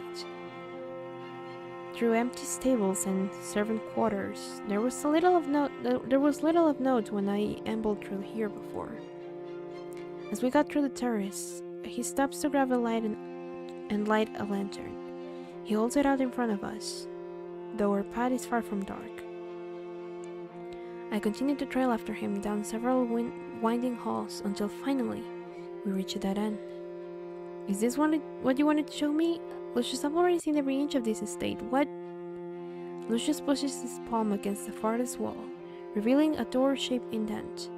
He leans his weight into it until it gives way, revealing a dark passageway and a small staircase leaning down. Lucius extends a hand to me with a sideways smile. Coming? I take his hand with a touch of hesitation. His skin is cool from the night air. I don't know, man. The last time a creature told me they wanted to show me something, they drowned me. So, I'm a little bit wary. I don't want to climb any more stairs after this. Lucius laughs and pulls me a step closer. You won't have to. I can promise you that. An ambitious promise. This is a moment where you're luring me to my doom at last, yes? You're finally going to drink my blood and reduce me into a withered corpse. Yes, I prepared a wonderful marinade of citrus, olive oil, and green pepper to vase you downstairs. Really? No. He leads me down an old cavernous path that expands in size the deeper we go in. The lantern sways from Lucius' grasp with each step, casting a pallid glow on surroundings. I see now why he crafted. It soon becomes our only source of illumination. I squint when the light catches against an irregular surface. The sides of this path have been piled with broken and non-essential objects. Table legs, rib cushions, and even some weapons. That's the cabinet I broke on the first night here, isn't it? I was wondering where we went. Are those wine barrels? Yes, and yes. I use the underground as a storage room. So this is where you've been hiding all your ladders and buckets and wine. Hiding? Not at all. I just like to keep things tidy. Although, his hands tightens around mine. I do try to withhold a ladder for my guests at the beginning of their stay. The number of people who have tried to brave the moat and drowned in the attempt, I didn't want the same thing to happen to you. Because you would have missed my music? I would have missed you. I wouldn't have been able to help you, Leo. His voice is stern, with a harder edge than expected. If something happened to you in that moat, if you were to... unable to reach the water as I am, I would only have been able to watch. I do not want to see you suffer. The sheer weight behind his words makes me hold my tongue, despite the temptation to make a flippant comment about my inability to swim. The ground begins to shift from solid rock to loose packed dirt that turns and scuffs underfoot. Soon, the path slopes and the air becomes heavy and damp. I find myself taking deeper breaths, which only magnifies my growing apprehension. Lucius lets go of my hand as we reach the steep precipice. My fingers curl inward, already aching from the absence of his touch. Lucius, where have you taken me? What is this place? Nailed into the precipice with wooden stakes, a long rope ladder extends further into the dark abyss. Is this how we get to the other side? The opening becomes narrower below, but the structure of the passage seems secure and dry. No sign of water droplets leaking through from the moat. I catch Lucius trying to hide a grimace when he kneels to inspect the strength of the rope. Deep beneath the earth as we are, he must be standing in the lowest part of the estate. Being this far from the coffin must be straining for him. When Queen Hildegard banished me, when she sealed me in that blasted coffin, she ordered her soldiers to put me somewhere around here. Originally, this was an enclosed wine cellar attached to the estate, where my exile began, and where I first awoke. We removed the wine, of course, before we began the excavation. Excavation? I told you before that I had a motley crew working on a way out. There were 5 of them, including Gillian. They dug for months under my supervision. You can see why I had to relocate the sleep upstairs, I'm sure. Where are you going with this? Is it not obvious? I am setting you free, Leo. This tunnel will lead you safely under the moat and out the other side. I must have misheard him. I'm sure of it. That's the only reasonable explanation. He must have said, like, go fetch me some tunnel fish, or I'm trapping you down here forever so you can never cry on me again, you disgusting creature. You look as though you wish to argue with me. I understand verbal sparring is one of our favorite pastimes, but please, listen to me this once. Every day you spend here is a lost opportunity. This time, you will never get back. This time you'll never get back. Why should you endure such a fate when you did nothing wrong? You do not deserve to be punished just for speaking your mind. All this over a mere song. You understand, don't you, Leo? Your freedom should have never been up for bargain. Your freedom, yours, is priceless, Leo. Lucius, wait, this is so sudden. I can't wait no longer, knowing the injustice you've suffered. Please, Leo, live your life and be free. You're not an immortal like me. You should spend what little time you have in happiness. But haven't you also suffered injustice, Lucius? Don't you also deserve freedom and happiness? I cast my eyes down to the dark passageway, searching. If this leads under the moat, you should be able to travel beneath it, right? He no longer tries to hide that flinching grimace, that cold reminder of his reality. The coffin, the secondary measure that guarantees he can never leave. Can you bring your coffin with you? As long as it's nearby, can you go anywhere you want? And what? Carried all the way through miles of tunnels and woods? Stopping each day to clamber in and howl through my night terrors? Terrifying the local wildlife? Blah, blah, blah, blah, blah. Then eventually, when we do reach civilization, you'll gain a name as the woman who travels with a possessed coffin. We'll both be social pariahs then, won't we? No, thank you. Besides, I believe I told you how deeply I dislike tight spaces. The tunnels beyond this point disagree with me. I'm better off here in my own private state. How can you believe this is better? It's the only choice I have, Leo. It's the only life I am allowed to lead. You'd best worry about your own choices, especially now that your debt is cleared. I'll provide you with a week's worth of rations, along with enough coin from my personal coffers to compensate you for your performances. Now, are you ready to go? Ridiculously, my eyes are swimming with tears again, despite my best attempts to blink them back and wipe them away. What will I choose? Oh no! Okay, I think the option is pretty obvious. Why would I want to leave? Like, yeah, she could make a name for herself, but she can eat here, and no one's gonna go after her for anything here, so. And we have pretty good company. I don't see the point in leaving. I won't leave you. You can't make me go, Lucius. I refuse to abandon you. Leo, please, you must see reason. I have explained why I cannot go with you. Then I'm staying here. I don't intend to leave your side, Lucius. Not now, not ever. Lucius recoils from me as though he'd suffer a physical blow. How could you say such a thing? You have no future here. Yes, I do have a future. It's not as if I'm going to drop dead on the spot after deciding to stay, see? I still draw breath. That's not what I meant, and you know it. You know as well as I do that there's little to do and the food is lacking.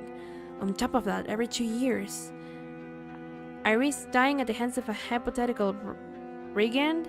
Lucius, it's no different from the world outside. The roads were dangerous even when I traveled with an entire caravan. I've also been forced to take lives in order to defend myself, by the way, so don't you even try to bellyache about being too monstrous to associate with me. I wasn't going to. Let me finish. I hold up my chin and meet his gaze dead on, much like when I performed in front of the Queen's Court. You told me before that you would respect my right to choose. I dearly hope that has not changed. I know that our arrangement began from a place of punishment and debt, but as I spent time here and got to know you, I began to feel differently about my situation. You're right that my time is precious.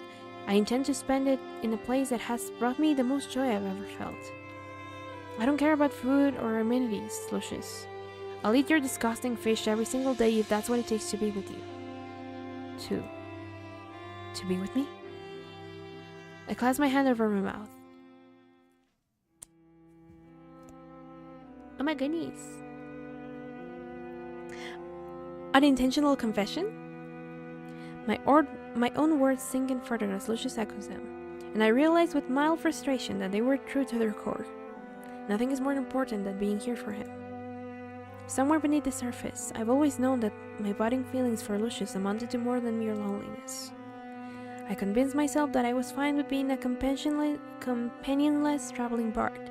Yet, now it hurts to be away from him when the sun rises.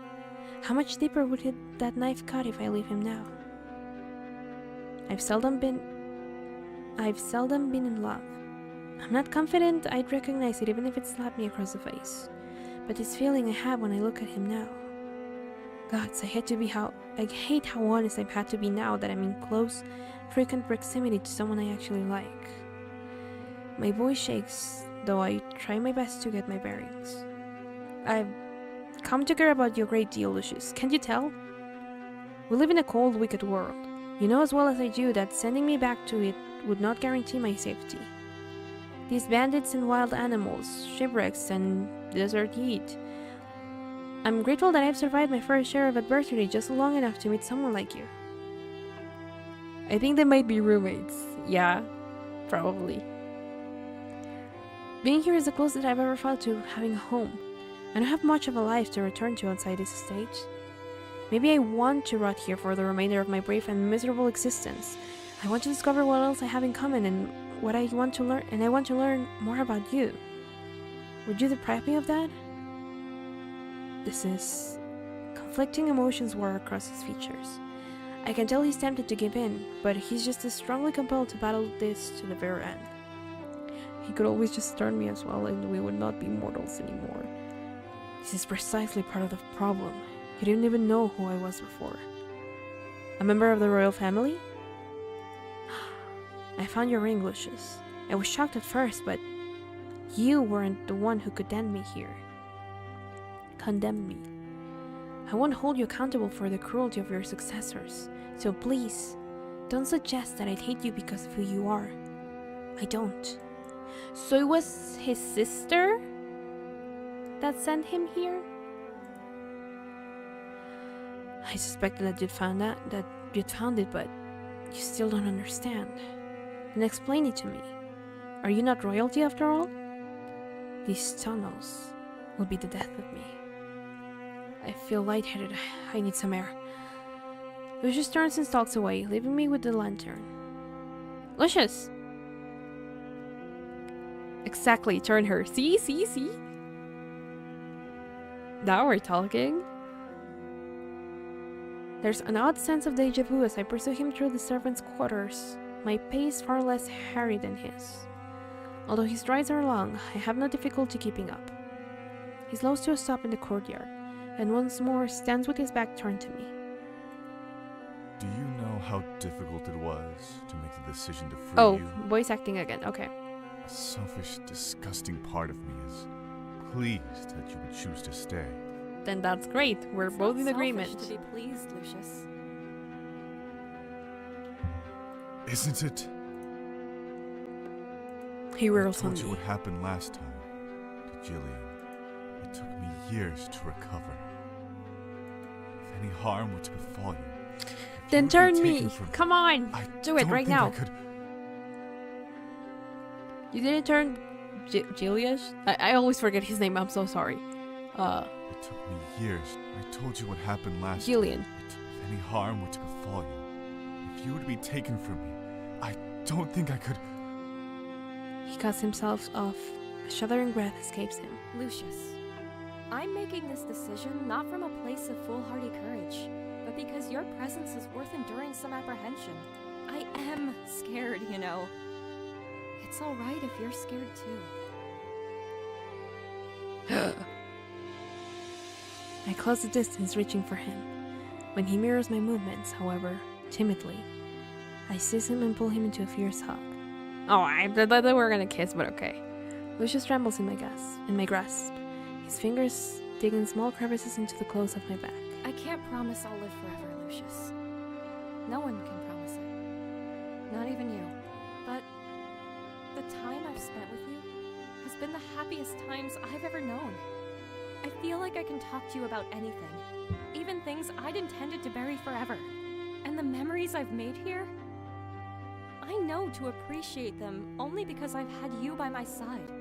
Please don't deprive me of our bond.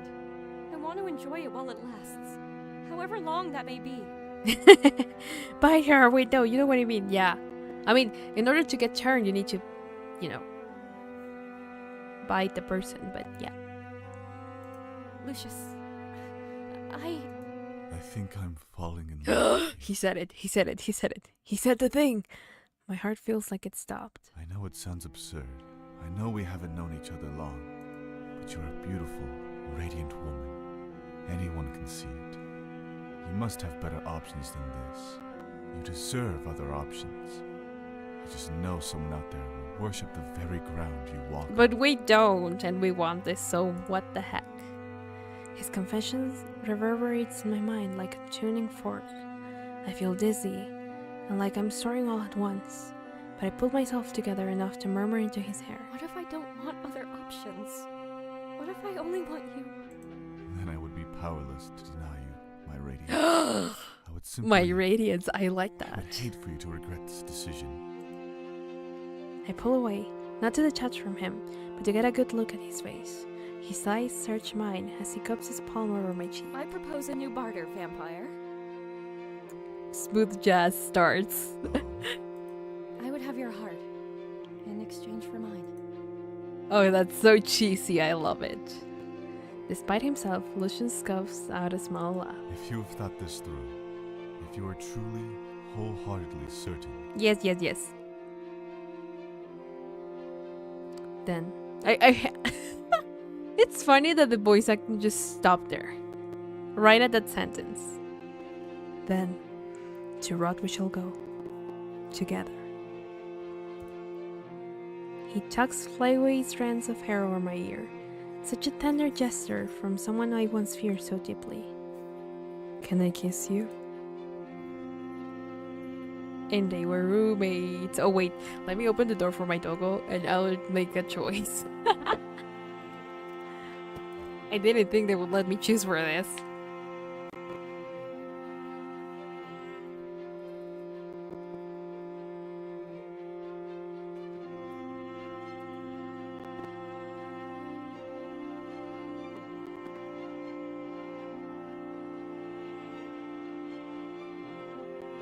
Oh boy! Smooth jazz music starts indeed. Oh my god, like I knew it was gonna come down to them like falling in love and stuff. But I didn't think I'd be into it. And it's really cute. I'm usually not into it when I can see it from a mile away, but you know, I think they had a really nice time together, bonding over trauma, but bonding and stuff and getting to know each other. I think they do deserve each other. At least for now. Also, my doggo decided to come back in right away and now he's coughing because he's playing with his rug. Anyway, take initiative and kiss him first, or you may. Okay. Given how we've been answering thus far, I think in to be like in character, in accordance with how we've been acting with him. The you may is the better option. You may. My eyelids flutter closed as he caresses the pad of his thumb against my lower lip.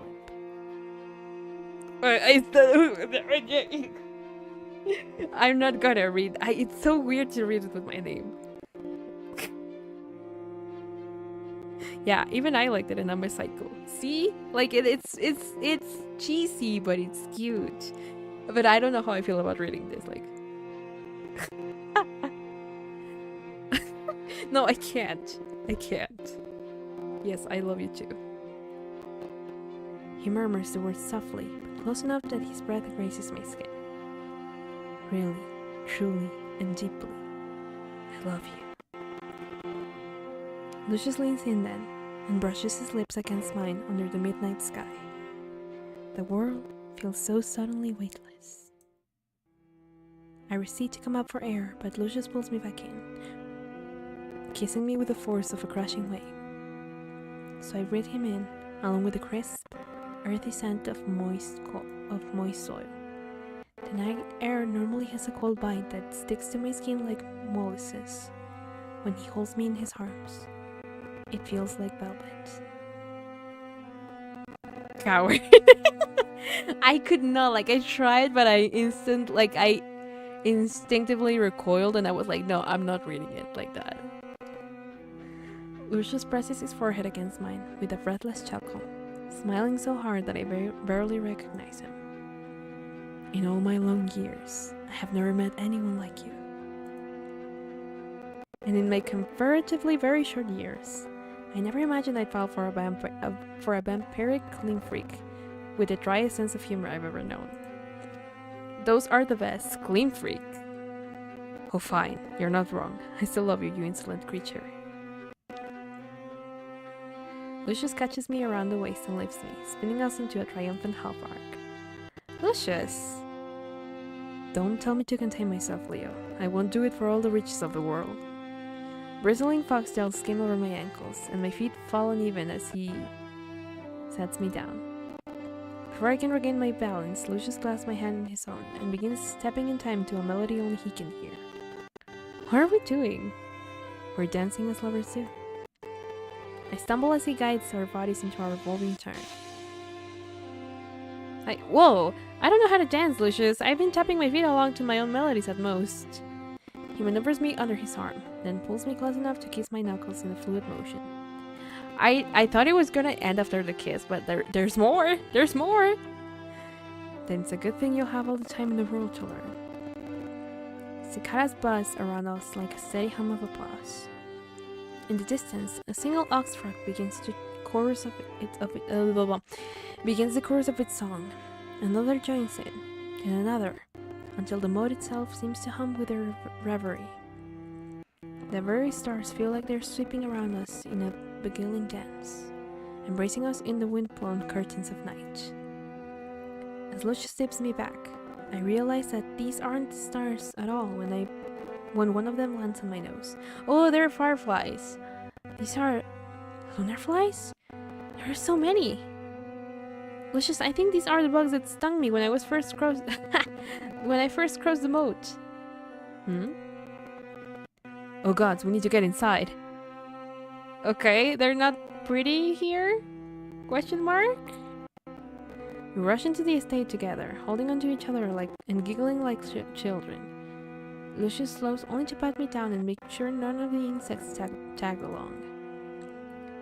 Nasty little bastards, the word stings will itch for days. I forget how aggressively lunar flies breed during rainy seasons.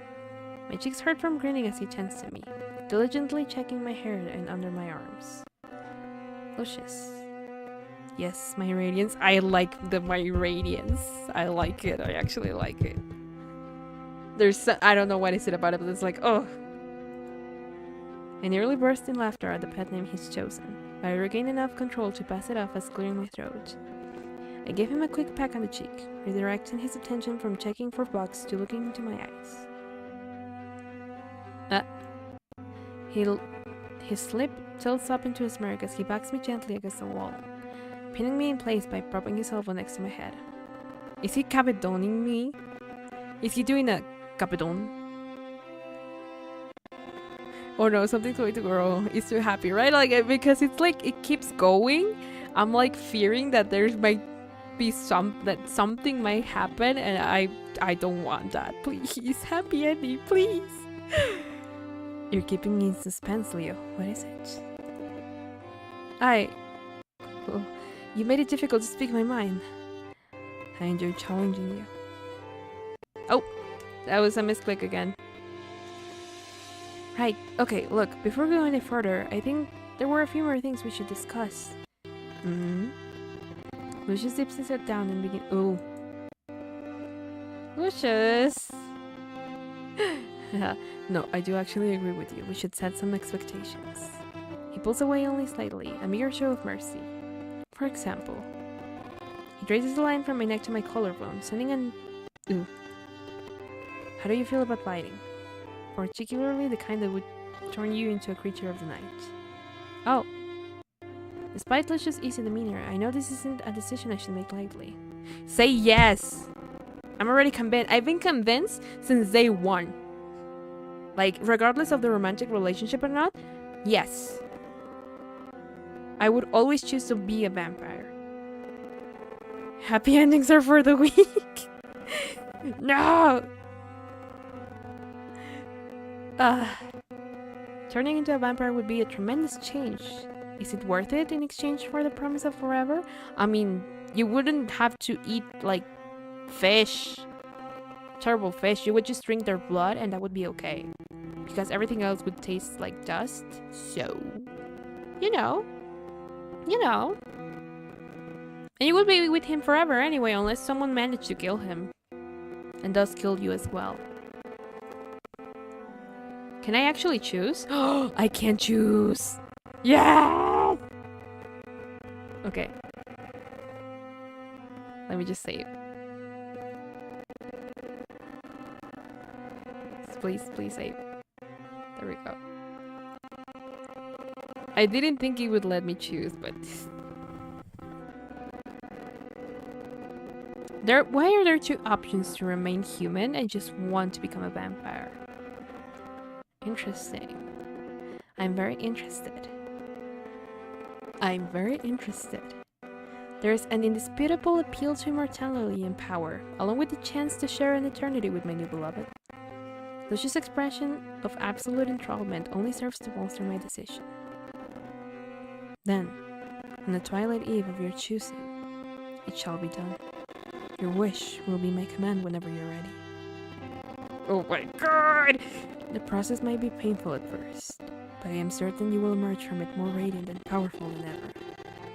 Now, what was it you wished to discuss with me before we consummate our relationship? Oh my god, they're okay. Oh, I mean, I'm a little embarrassed. You're going to laugh at me. Is laughing such a bad thing? I was wondering if you were the first Illuvian king, the one who surrendered his crown to the heavens.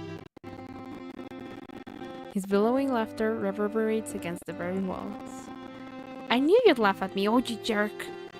Forgive me, it's just... Leo, you might need to relearn your history. Illuvia's first king reigned from the dawn of civilization.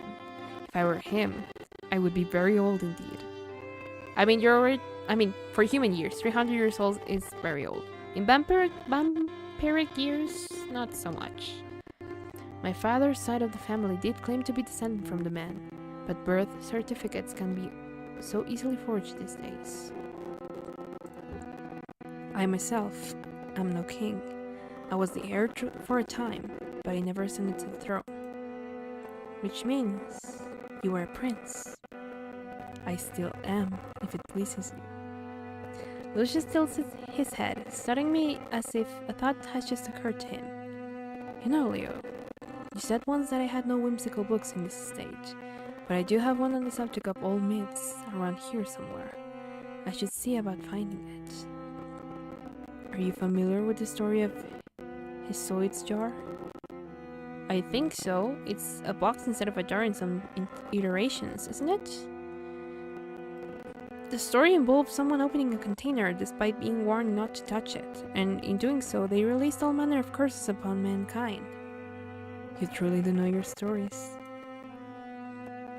He caresses my cheek absentmindedly. It is a tale that resonated with me for quite some time. I had a personal theory that there were two kinds of people in the world. The kind who prefers to have a blissful, unobtrusive existence, who would never risk those curses, and the ones curious enough to open the box, even knowing the consequences that would befall on them. I'm fairly certain of the answer, but Leo, what manner of person do you think you are? I mean, her? Her? I think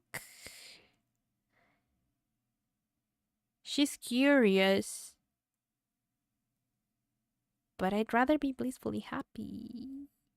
If something time has taught me is that knowledge can be a curse. So, but I'm also a curious being. I don't know. I'm gonna go with the one with this one because I think it aligns with her, but I'm not quite sure about myself. I'd rather be curious. I mean, maybe I am curious because after all, I ended up deciding to play the genocide run instead of staying with my happy ending. So I'd rather be curious, even if it hurts at first. You know me, don't you, Lucius? I have to see what's at the bottom of the jar. If I recall, despite its moral lesson of caution, the story has an optimistic ending. In the wake of the curses they unleashed, the main character peered just once more into the container. They discovered that hope remained. Though the released curses were irreversible, hope would temper their effects. The true moral of the story is, although some curiosity can be a curse, more curiosity may be the cure. So given the choice, I have to open the jar. I would dig, I would rifle and root, and I would untangle every web until I find I see things as they truly are. The web I find until I see things as they truly are. You would prefer to be curious rather than content? I think I cannot be content if I were forced to temper with my curiosity. I see. I should have expected no less from a woman like you. Your relentless nature is one I've come to admire. This coming from the vampire with an inhuman sense of restraint? I should be flattered.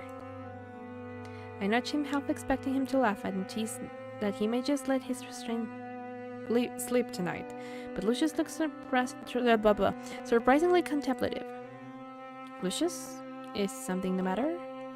I reach up to touch his face, feeling his jaw work under my fingers. He turns just enough to sigh warmly into my palm. I don't remember the last time I felt such harrowing happiness. I worry this blissful rapture of ours will be short-lived. Need we worry about such things so soon? He kisses my hand, soft and reverent. I prefer to chart out my worries sooner rather than later, Leo. There is something else I wish to share with you. Much alike I have never told anyone about Gillian. This is a thought I've never voiced out loud. I believe you're the only one who will understand, who will help me understand. My eyelashes flutter with wonder. It's no surprise that a centuries-old vampire has accumulated enough troubles to plague his thoughts, though I'm a bit exasperated at his timing. Why bring this up now when I'm pinned in an intimate position against the wall? I'm eager to be helpful. What's on your mind? Not here. I need to find something. Will you have a seat and wait for me? Of course. Lucius exhales sharply through his nose, relief and gratitude all at once, and presses his lips to my cheek. Are we about to get killed? I start a modest fire in the hearth as I wait for him, prodding the branches into position with every trusty fire iron. With what? With the ever trusty fire iron. I can't read today. Once I'm done, I set the fire iron against the mantle where it belongs. I don't need it anymore. I recall the collection of weapons Lucius has stowed away in the underground, and I wonder if he can train me to wield one. Though I no longer need to safeguard myself against him, an unwanted guest will surely have me singing a different tune. When Lucius returns to my side, he's holding a flat frame of wood, face down against his chest, and wearing such a somber expression that I suspect he's brought up me a mourning portrait. The frame is moderately sized, with a width that equals his shoulders, and height spanning from his collarbone to his navel. The wood is the same shade of blackthorn as his coffin, which in itself makes me uneasy. Leo, thank you for waiting. You become like me, second-guessing everything. I mean, can you blame me? After everything we've been through in other visual novels, I'm like, I can't take a happy ending until the end screen shows, because then there's like, oh, but wait, there's more, and then you die. His eyes trailed past me to stare at the massive ink stain at the center of the room. In the whirlwind of our unanticipated romance, I had completely forgotten to clean it up. What did you do to my desk? Forgive me? I was looking for a rag to clean it with, but then I heard you screaming and, well, we both got a little distracted after that, I think. A rag. You were looking for a rag. Leo, you spilled a tidal wave of ink in my desk and floor. No rag will be enough to clean it up. Yes, I suppose we want to use some lye soap to lift stains. If we don't have any, say, why don't I use the tunnels to procure some supplies from the nearest town? While I'm at it, I can't even barter for a new instrument to train you with. New books for us to read. Lucius tears his attention away from the desk with visible effort. The desk is not that important. It clearly is important, Lucius. I'm truly sorry and I want to make it up to you. He gives my shoulder an affectionate squeeze. You're good to me. You know, it never occurred to me that a guest can come and go freely using the tunnels. No one has ever used it to come back. Well, then it's a good thing I'm here to think out loud for you, I was gonna say, like, she could always, like, come and go during the day. Although if we get turned into a vampire, that would no longer be possible. It would only have to be at night, and getting supplies at night is kind of difficult. So, there's that, I guess. Oh, give me a second, guys.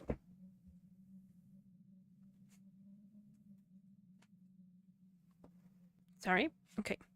I coax Lucius to sit on his usual vest chase. As he slumps down beside me, firelight dances over the planes of his face. What did you want to share with me?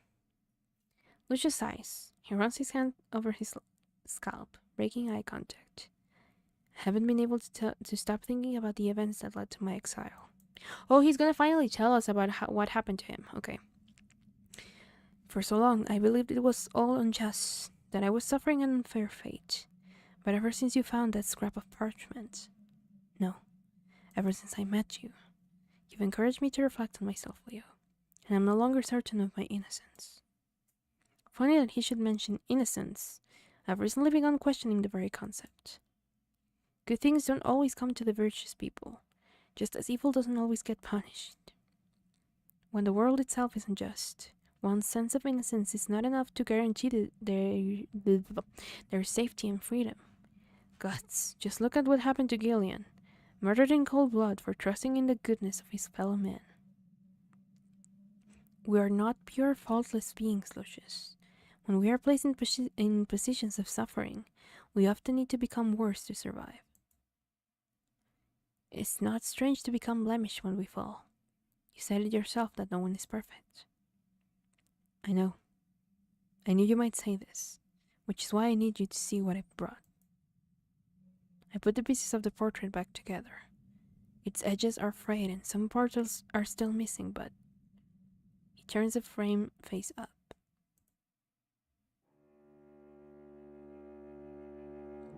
I feel myself turn pale as the eyes of the portrait meet my own. The depicted woman looks as if she's made from ivory and rose leaves. Her arresting and imperious beauty, her very essence, is masterfully captured in sweeping lines of charcoal and ink. All too well, I know those wriggly arched brows and those taut, slender shoulders. How could I ever forget? Ophelia! Why do you have a portrait of Ophelia? The portrait depicts Queen Hildegard Edgehaven, the ruling crown from more than 3 centuries past.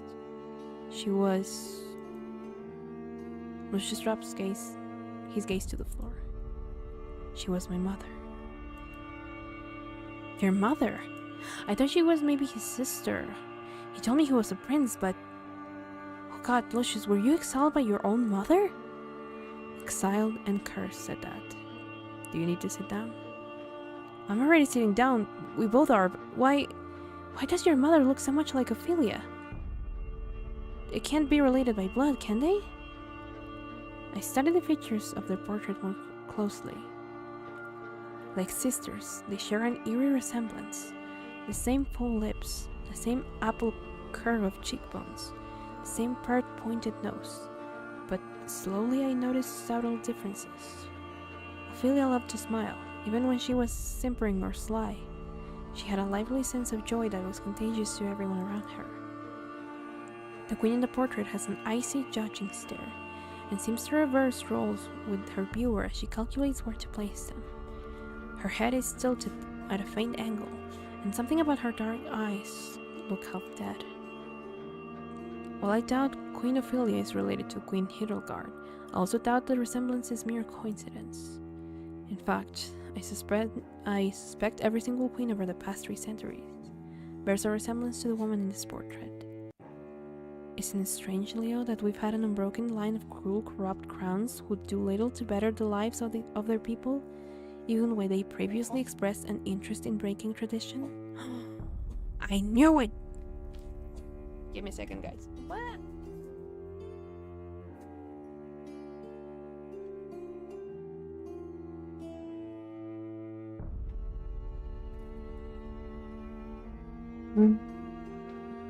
My doggo wanted to be let outside yet again. So there is something going on then. I knew it. Oh. I accidentally knocked over my slipper. Anyway. Okay. Surely, they cannot all be so weak-willed they would bend to the demands of their court and status quo. And status quo, I can't pronounce words. Isn't it strange that they're not allowed to be depicted in portraits or seen in public? That they're not even allowed to stay in touch with anyone they knew prior to their regency? Almost as if the very act of sitting on the throne compels them to behave in an unanimous way. Or perhaps the person on the throne never changes. What are you saying? I admit, I'm not sure how to even start explaining my rationale. Start at the beginning, please. I'll try. As you're aware, I've been unable to set foot outside this estate since the moment of my exile. This means I never had the chance to encounter your Ophelia. But I can tell you what I know of Queen Hildegard. Leo, how widespread is the practice of sorcery in the world outside? Sorcery? I had a little personal experience with it, but I don't think it's prevalent. There are small sects of wizardry and alchemy in uncertain kingdoms, and some royal families kept court magicians. That's all I know. Lucius nods. It was even less prevalent when I was a mortal man. Magic was an elusive art form that few were equipped to pursue. Yet my mother, I was told she began practicing sorcery soon after I was born. She had severe complications when she was heavy with child, and nearly did not survive. Veering close to death changed her. It terrified her more than anything. I always wondered if that was the reason behind the cold demeanor she'd have towards me, that she harbored a grudge because my very existence nearly killed her once. She barely deigned to speak to me and was quick to hand me off to the servants. My father, the king at the time, assured me that she simply needed to warm up to being a mother. I knew he was wrong when she adopted and doted over 2 young girls. As king and queen, my parents were under an extraordinary amount of pressure to produce continual heirs. Since the idea of giving birth upset my mother so deeply, they adopted Matilda and Artemisia in secret to appease their court. The girls resembled them enough to pass as their real children. You did tell me you had sisters. Yes, I used to call them my mother's little pets, and secretly envied them. They inherited the throne after Queen Hildegard's reign, didn't they, Leo? Tell me more about your mother. Her contempt for me was more noticeable with Matilda and Artemisia running amok. She was so protective of them, never allowed them to set foot beyond the palace gates, never allowed them to be seen by outsiders. I became prone to debauchery for a while, drinking to excess, streaking through the hedges and sleeping with handmaidens who were far too old for me. Mommy issues, but all these calls for attention were duly ignored, aside from an occasional slap on the wrist from my father. It never hurt. He was a thin, greedy man, and so easily influenced to submit to the will of others. Easily influenced? You sound like you dislike him, Lucius. No, I should say I never resented him, though I found it difficult to respect him. If he were not the ruler of a nation, such weakness and inertia may have been charming. You've grown up to be very different from him then.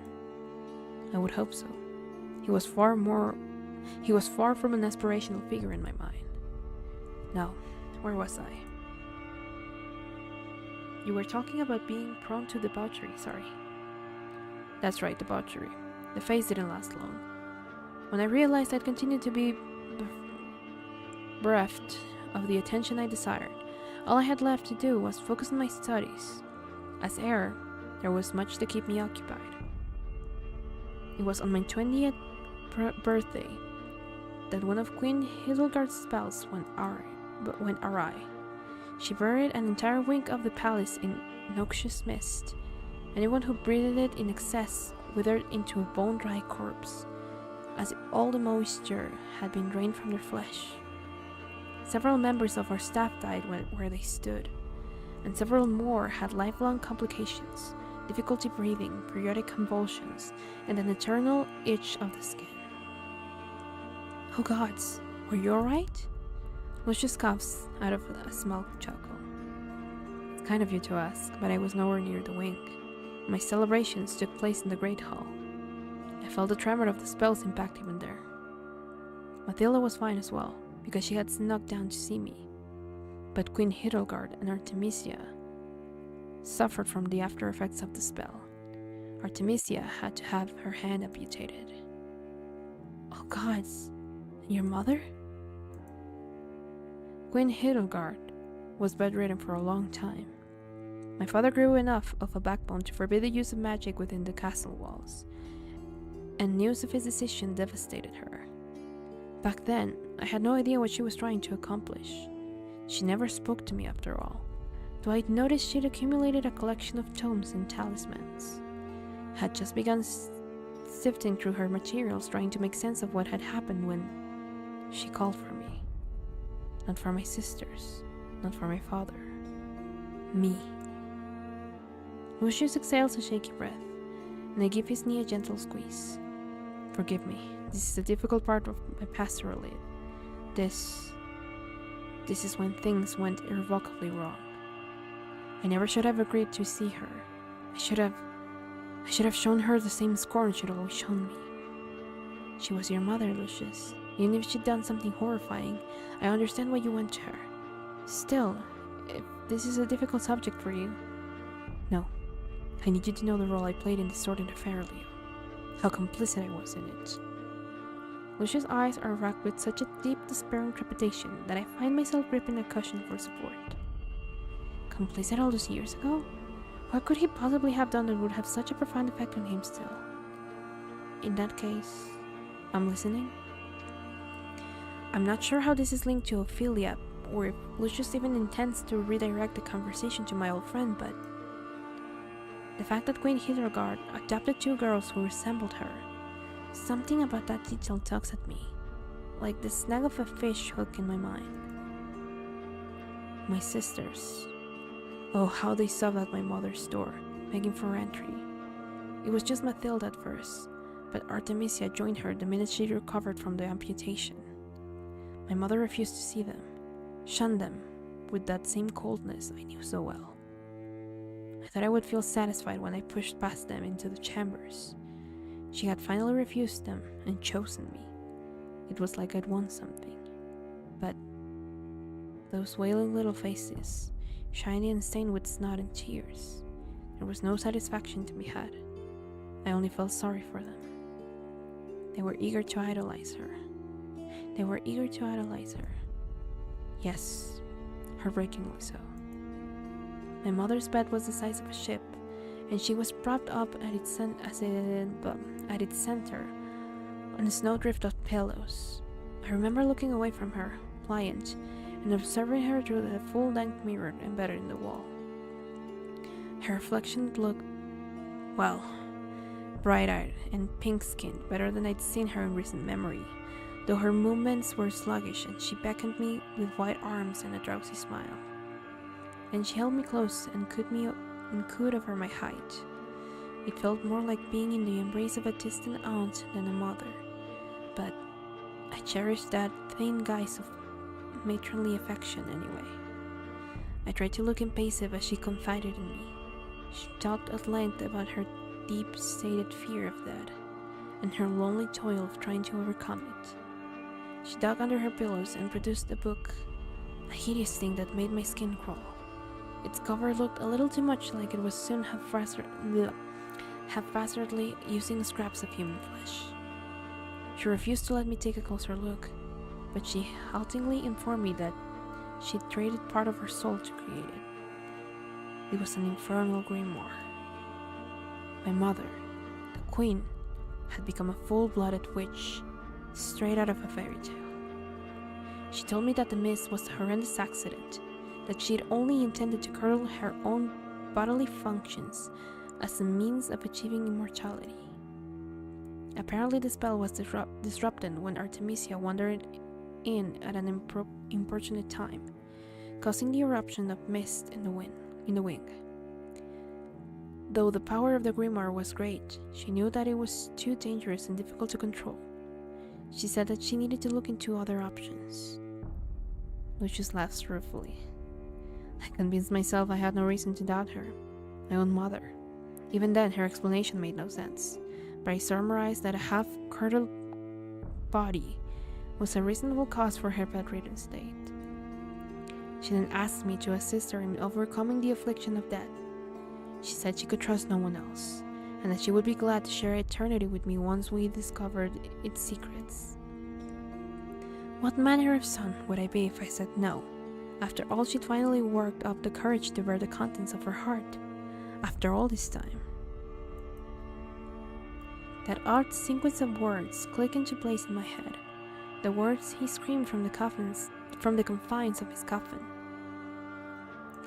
I kind of zoned that as well, but basically,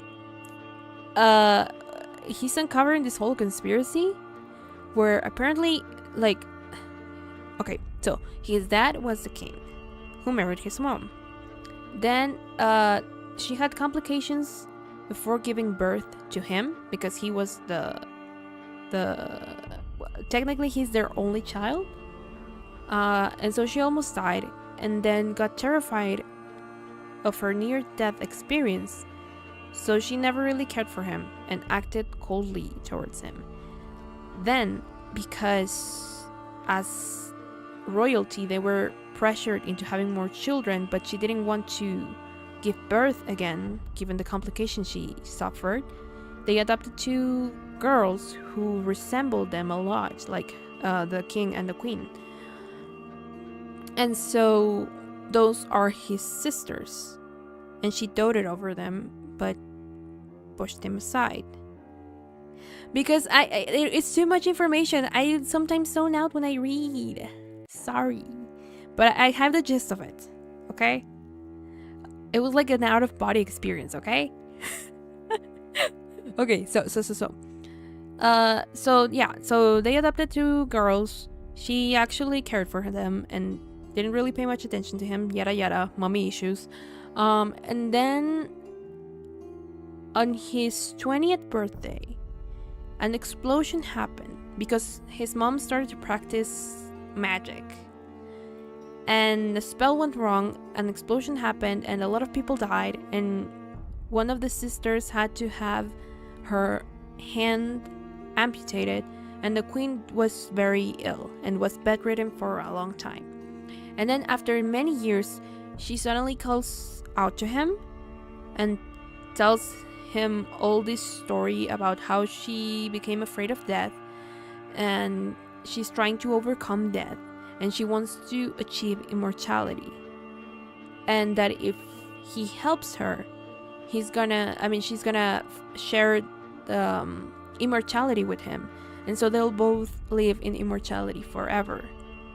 But she asked him to tell nobody else. And now she's also ignoring the sisters the same way she used to ignore him. And that's about it so far, I think. From what I understood. You did everything she asked. I did. And this is gonna lead us to what exactly he did, and who and whatever is going on at the palace that corrupts every single person that takes the throne. Because what did catch my attention when she was talking about like the queens, how they get chosen from the orphanage, and how, you know, that there's no like, oh, they get married and have children, like they just choose another queen, is that they've all been queens. There have been no kings ever since, and no princesses or princes. Well, she was right about the immortality part. Yep. Just maybe not the way she had promised. Question mark? Anyway, I leapt at the chance to become her research assistant, her little pet.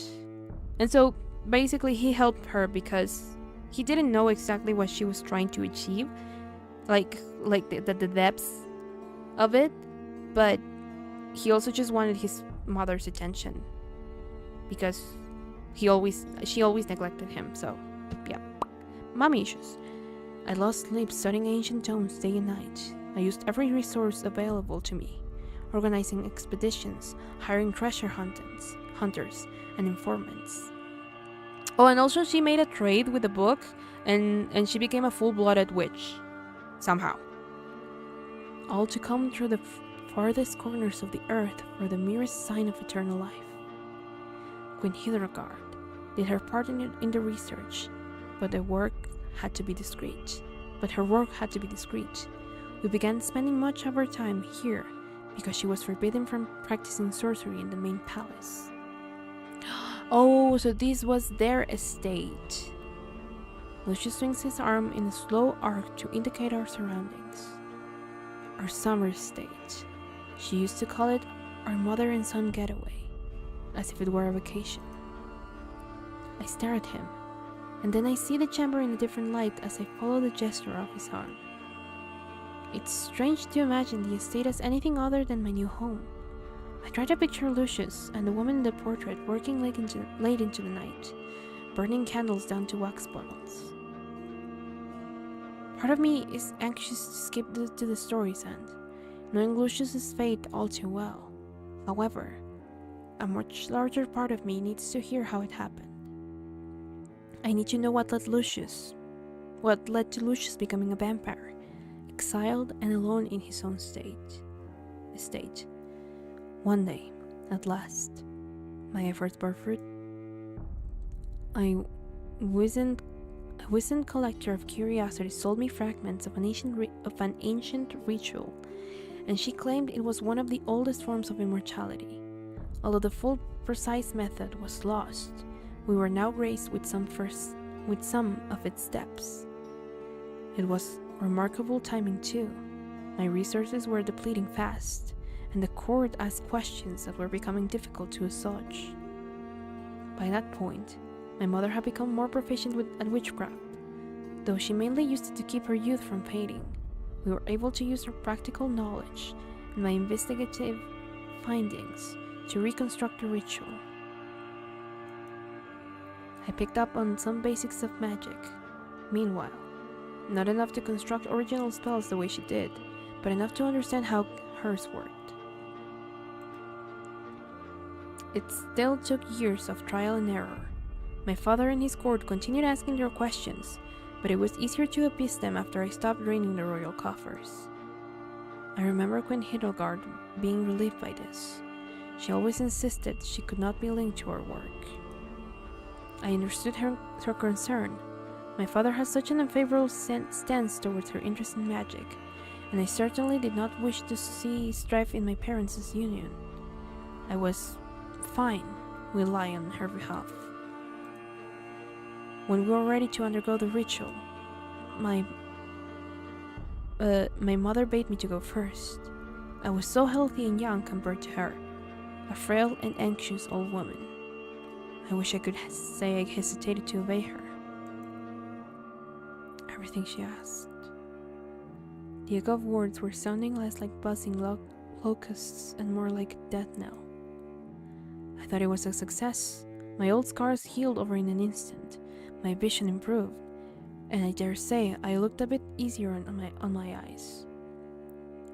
Yet, it wasn't long before we noticed side effects. We had discovered one of the oldest forms of immortality, alright, and its costs would make themselves known. My teeth and fingers were evidently sharper. I could no longer step into broad daylight or enter homes uninvited. And my reflection was simply gone.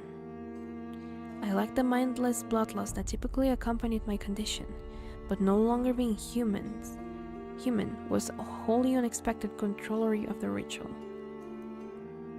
We had recreated the dark gift in its purest form, Leo, the process that allowed the first vampires to roam in eternal darkness. However, in exchange, I had lost my privilege of walking among mortal men. Queen Hildegard was dissatisfied with the results of my transformation. Despite gaining the power and immortality she craved, in her eyes, I was a failed experiment. He leaves a bitter pause. She was cold to me again, and I hated it. I knew I disappointed her. I would have given anything to regain her affection. That infernal grimoire. She liked to keep it close, but she couldn't be seen carrying such a ghoulish-looking thing. Once she was forced to leave it unattended, I seized the opportunity to leaf through its pages. I thought that I could still be useful. I knew she'd be looking into other rituals, other methods of immortality. But the horrors I found in that wretched book, gods, the way she was planning to use all the materials and ingredients I'd gathered, it sent me into a panic. She was going to take it too far. I wanted to dissuade her, to reason with her, but she was incensed when she learned I touched the grimoire. She punished me. She gathered my most favorite attendants, and she had them all slaughtered. Everyone who knew about my condition, everyone who would speak out on my behalf, they were all put to death. And then, she made me take the fall. My mother dumped their bodies in the wine cellar, and bound me to that coffin amidst them. As I understand it, she said I'd kill them. Went on to call me a monster without a shred of remaining humanity, claiming she saved the kingdom from my reign of terror. I don't know what else she told my father, or what she specifically said to the court. When I emerged from the coffin, I was alone in the estate and surrounded by the corpses of the people I held dear. And I drank from them. There was no saving them, but I feel disgusted with myself even now. Lucius had turned from me, so I could only see the silhouetted glow of the firelight on the contour of his cheek. I feel stranded, stuck processing the grievous enormity of his origin. The room seems dimmer and colder as the minutes tick on. I don't know what it was like to have a mother, but I know what it's like to crave someone's approval. I can't say whether or not I would have made the same decisions as Lucius, but being born by Queen Hildegard undeniably set him on a narrow trajectory. How can I possibly condemn him for that? There was nothing else you could have done, Lucius. Wasn't there? You blame yourself too severely. Your mother, Queen Hildegard. She led me into the darkness, yes. She took me and delved deep into the dark arts, but I bowed my head and I followed. She would not hold such power now if I dared to defy her even once. What do you mean now? Lucius glanced at me before sculling at the fire, his hands open and close in an uneasy rhythm around the picture frame. Lucius, tell me. Help me understand.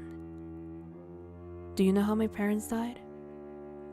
Every orphan from Nightingale Gardens can recite the names and prominent facts of the royal family. Before I ran away, the matrons managed to drill the knowledge into my skull, through stringent repetition, and occasionally via a whipping switch across our palms. I haven't thought about a living history in a long time, but I can recall it as easily as my fonder memories. His Majesty, King Frederick Edgehaven, died from an illness. His queen never remarried, and she died of old age. Died of old age. Isn't that odd? Do you think such obsession with immortality can simply wither away over time? Because she found another way to stay alive, Leo. I know it for a fact. Remember when this was happy? Yeah, we were having such a great time. We were like, yeah, we're together. Now he's gonna turn us into a vampire. Everything's gonna be great. And now we're into a sad backstory that I wasn't expecting. Jeez. Now we're revealing a whole conspiracy. Dang it. We can't just be happy in life. I should always, because I said I wanted to be curious. I would have, if I never opened the lid, then maybe he would have never told me. Huh, very clever, very interesting. I like that. Okay. It just reaffirms my point. Knowledge can be a curse. The spells she composed in her grimoire were horrific, compelling servitude, summoning demons, hexes, plagues, and of course, consuming the life essence of another person. So she lives on, whispering nefarious plots into the crown's ear like some evil vizier? I'm telling you that she sits on the throne still, Leo. This spell, when concentrated on a single victim, it takes everything from them. It seals their energy, their youth, and even their face, everything, until the victim shrivels and collapses, lifeless, leaving only the thief with her new body. Memories rush back in a flash. My performance before the Queen's court. I felt the bile rising in the back of my throat. No. I didn't know it then, but I know it now. Queen Hildegard meant to cast it on my sister, and misfired due to the immensity of the grimoire's power. It scared her then, made her back off, made her cold towards her daughters. Only then did she seek an alternate method through me. But oh, I'm certain she kept that consumption spell in mind all the while. Perhaps poor Artemisia wasn't a suitable vessel.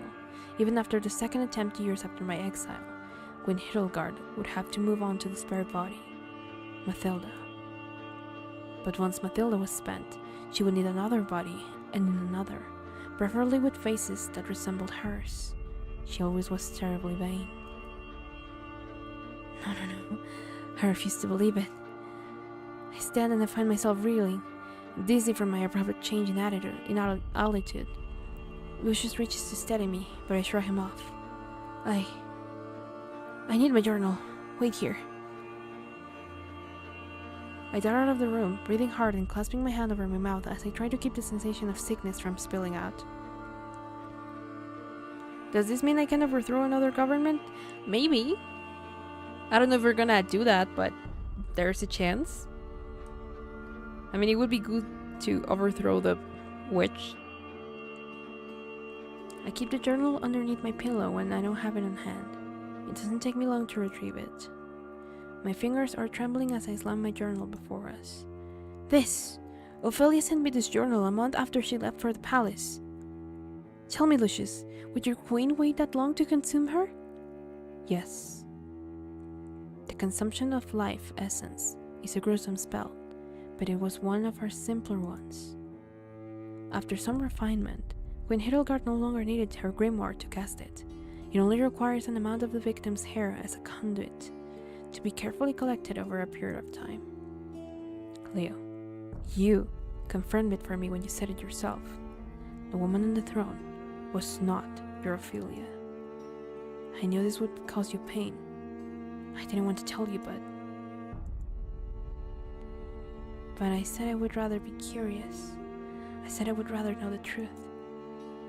There's a throbbing, quivering ache behind my eyes. My thoughts are crashing together, and it's difficult to string them into coherent words. My tingling skin feels increasingly numb. All I know for certain is that I have no tears left to shed. You didn't know for certain until you met me? My previous guests were either uneducated or thoroughly disinterested in politics. Many of them could not even read. The crown had been careful not to send anyone who would rouse my suspicions, but she was careless when she met you. You were the only one to have known an Illuvian queen prior to her reign, to have seen her before and after she took the throne, and you know just enough Illuvian history to help me complete this dreadful puzzle. Leo, will you tell me who the crown was after Queen Hildegard? Queen Artemisia Heaven. Indeed. Did she ever marry? No. She died young and left the throne to her sister. That means Artemisia had no children. What was the name of the sister who ruled after her? Mathilda. Queen Mathilda Heaven. She's the one who founded my orphanage. Yes, Nightingale Gardens, named as such for her father's affinity for songbirds. Not that Matilda would have spent enough time with our father to know such a thing.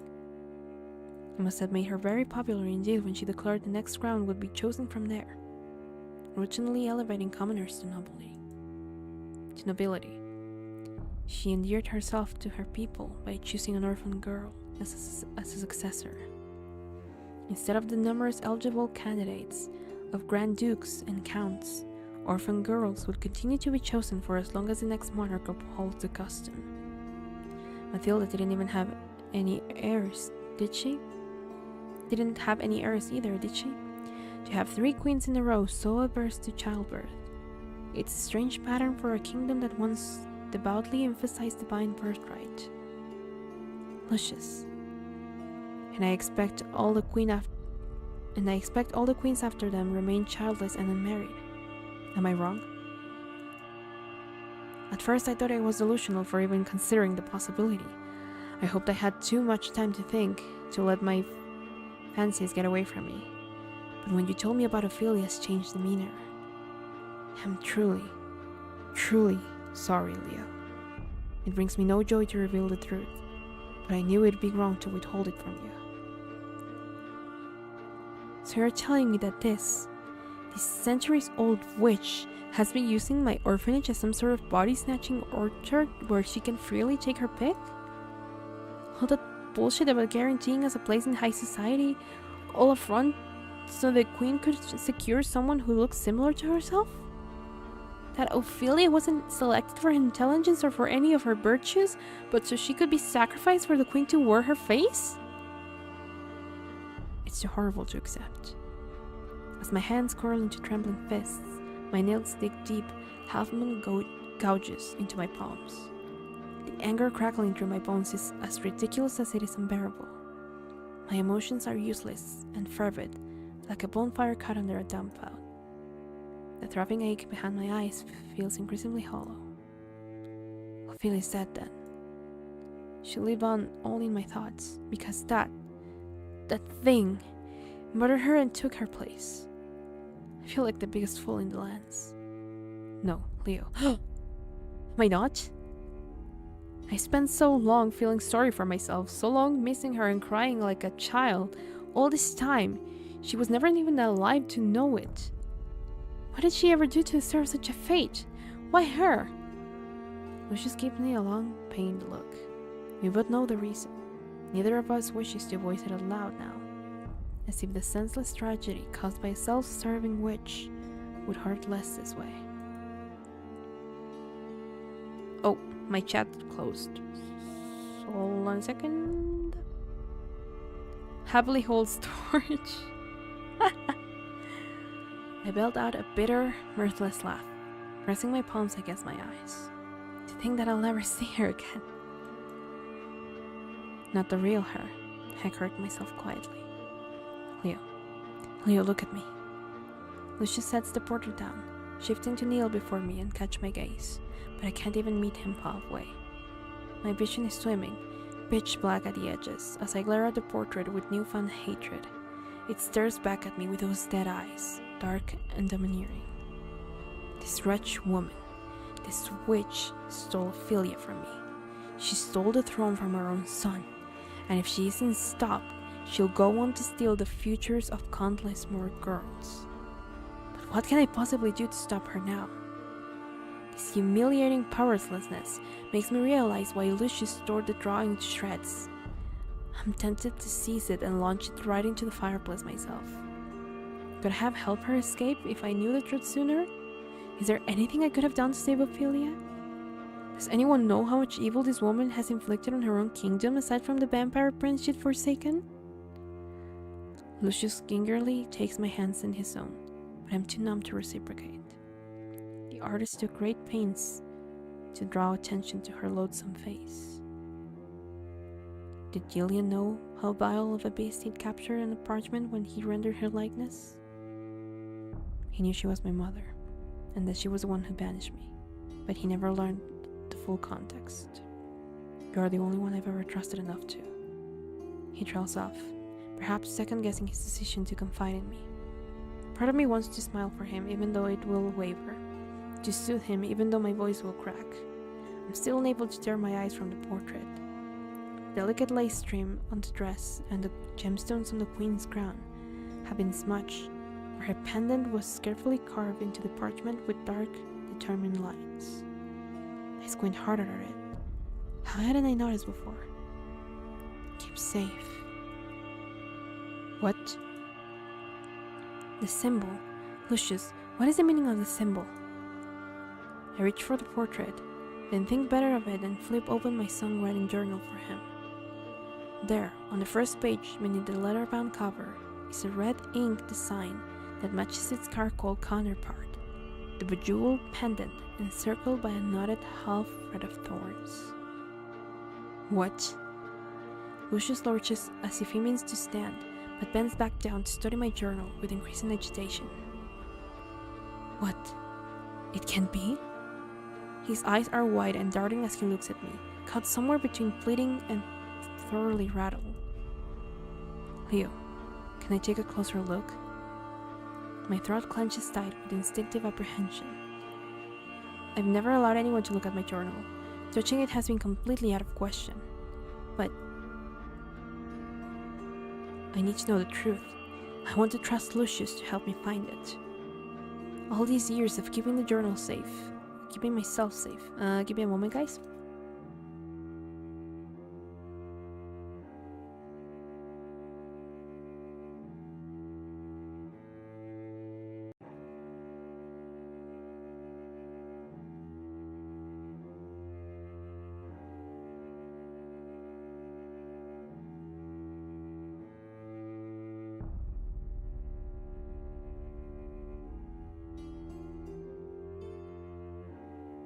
Dang, I just wanted a happy ending.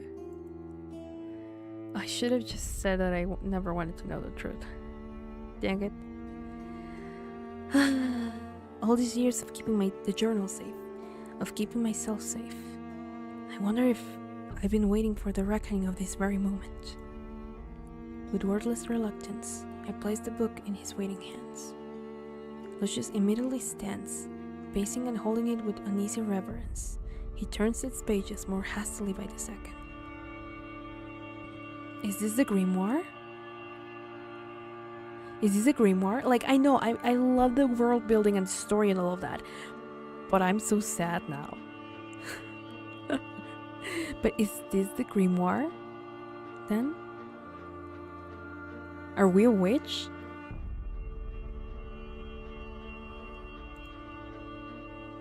Why do you even have this? How long? You've written all over the damn thing. He tangles his fingers through his hairline, leaving frayed, frazzled strands in his wake as he flips back to the inside cover. Lucius faces me with a mystified scowl. The symbol. It's the symbol of her pact, the deal the queen made when she sacrificed part of her soul to augment her magical prowess, to make this. He shuts the book and holds it up, shaking it with grave emphasis. Her infernal grimoire. But the cover is different. Why is this cover different? What happened to it? And you took it everywhere, Leo? Through mud and prison cells and tavern brawls? Yeah, like, keep it safe. Like, it suddenly clicked because Ophelia sent it to her. But if it has the same symbol and it says keep it safe,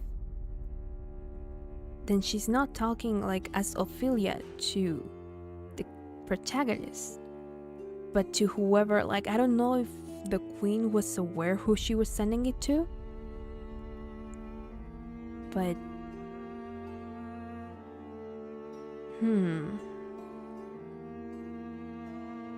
Gods in heaven, you had it with you when you performed before my mother? What? Wait, what? Slow down. How can it be the same grimoire? It was completely blank other than Ophelia's note to keep it safe. Or to keep it myself safe. I was never quite sure which. Or to keep myself safe. Lucius humors me by re-examining the inside of the cover of the book. After a moment, he scoffs out loud. Then he begins to laugh, floating beside me on the velvet chaise. He laughs and laughs, his stacked shoulders quaking with bone-weary hysteria. The fates are terribly fickle, aren't they? You weren't wrong about her after all, Leo. Your Ophelia was as sharp as a knife, and it seems she did her part in changing Illuvia's future. Okay, so we don't have to go on a quest. Yay! I feel so smart. Even though I feel like it... I mean, after you look at the clues, it's kind of obvious, but still, I feel so smart. Let me just go turn on the light chat real quick because it's getting dark in here.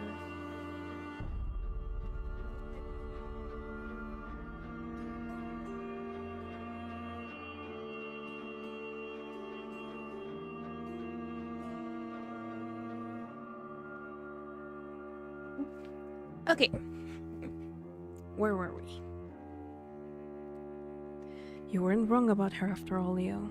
Okay, yeah. Changing Illuvia's future. She did? Lucius taps the book a few times against his palm, as if he's reluctant to part with it. Still, he doesn't take longer than a heartbeat to hand it to me. This is all you have to remember her by, isn't that right? You should hang on to this book. You've been marvelous at caring for it thus far. There's no reason to stop now. There's a small confused pang in my chest as I accept it from him.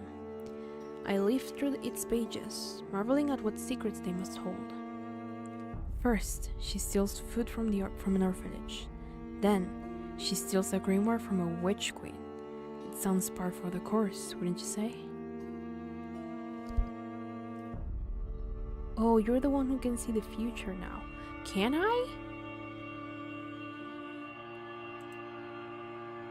Mother must have been furious. I linger on the inside cover one more time. Keep safe. As I bore down on those benign little words, Lucius drags his forefinger along the inside seam. You see this? The thread is exposed and loose here. Its color doesn't match the rest of the book. Ophelia must have waited for the queen to leave the grimoire unattended, much like I did. She replaced its cover to hide her swapping ruse for as long as possible. Even if the queen sent her entire army to search for the grimoire, they would not know what to look for. They would not know its new appearance. Be that as it may, why in heaven would Ophelia go through the trouble of stealing it and sending it to me? If she discovered the queen's scheme, why didn't she flee the palace and save herself? You know her much better than I ever will, Leo, but let's say she did successfully escape, despite the queen's best efforts to hunt her down and detain her. What do you think would have happened afterwards? Your mother is relentless, isn't she? If so, she would have found another girl. Someone else would have suffered in Ophelia's place. Would your Ophelia have allowed that to transpire? Another pang ripples through my chest. A choked noise escapes me as I part my lips to speak. Lucius reaches out once more to hold my hand, grounding me with a sympathetic grip. A faint thought crosses my mind like a whisper, that he, of all people, knows what it's like to lose someone he loved. I unfurl my fingers just enough to gently squeeze back. Ophelia liked to inconvenience others sometimes, but she never wanted to cause any actual harm. She would have done everything in her power to avoid it. I suspected as much. Beneath her veneer of being a cunning little scoundrel, I believed you said she was kind. Perhaps this prompted her to send a grimoire to the only orphan in Alluvia who both despised Nightingale Gardens and was fiercely protective of her belongings. So protective, in fact, that she refused to trade her loot to a vampire in exchange for her freedom. I think Ophelia trusted that you'd resist those empowered, Leo. My lip quivers. I look away from him in haste, and mercifully he no longer pleads with me to make eye contact. All these years of carting around with this wretched book, carrying out the command of those who hastily scrawled words. It was rarely gratifying, but it always felt so stupidly important. But now Lucius is telling me that maybe, just maybe, it wasn't as stupid as I thought. I don't know if these speculations are true, but his logic has a sense of significance, and faith, I have to admit. It's appealing to hear. So, then, shouldn't we burn it? Because it's like the source of everything, so I think we should burn it and get rid of it. And she did mention something about wanting to burn it to like seal her past away before all of this, when she was still getting to know Lucius. She mentioned something about wanting to actually burn it to forget all about her past and put it behind her for good. So,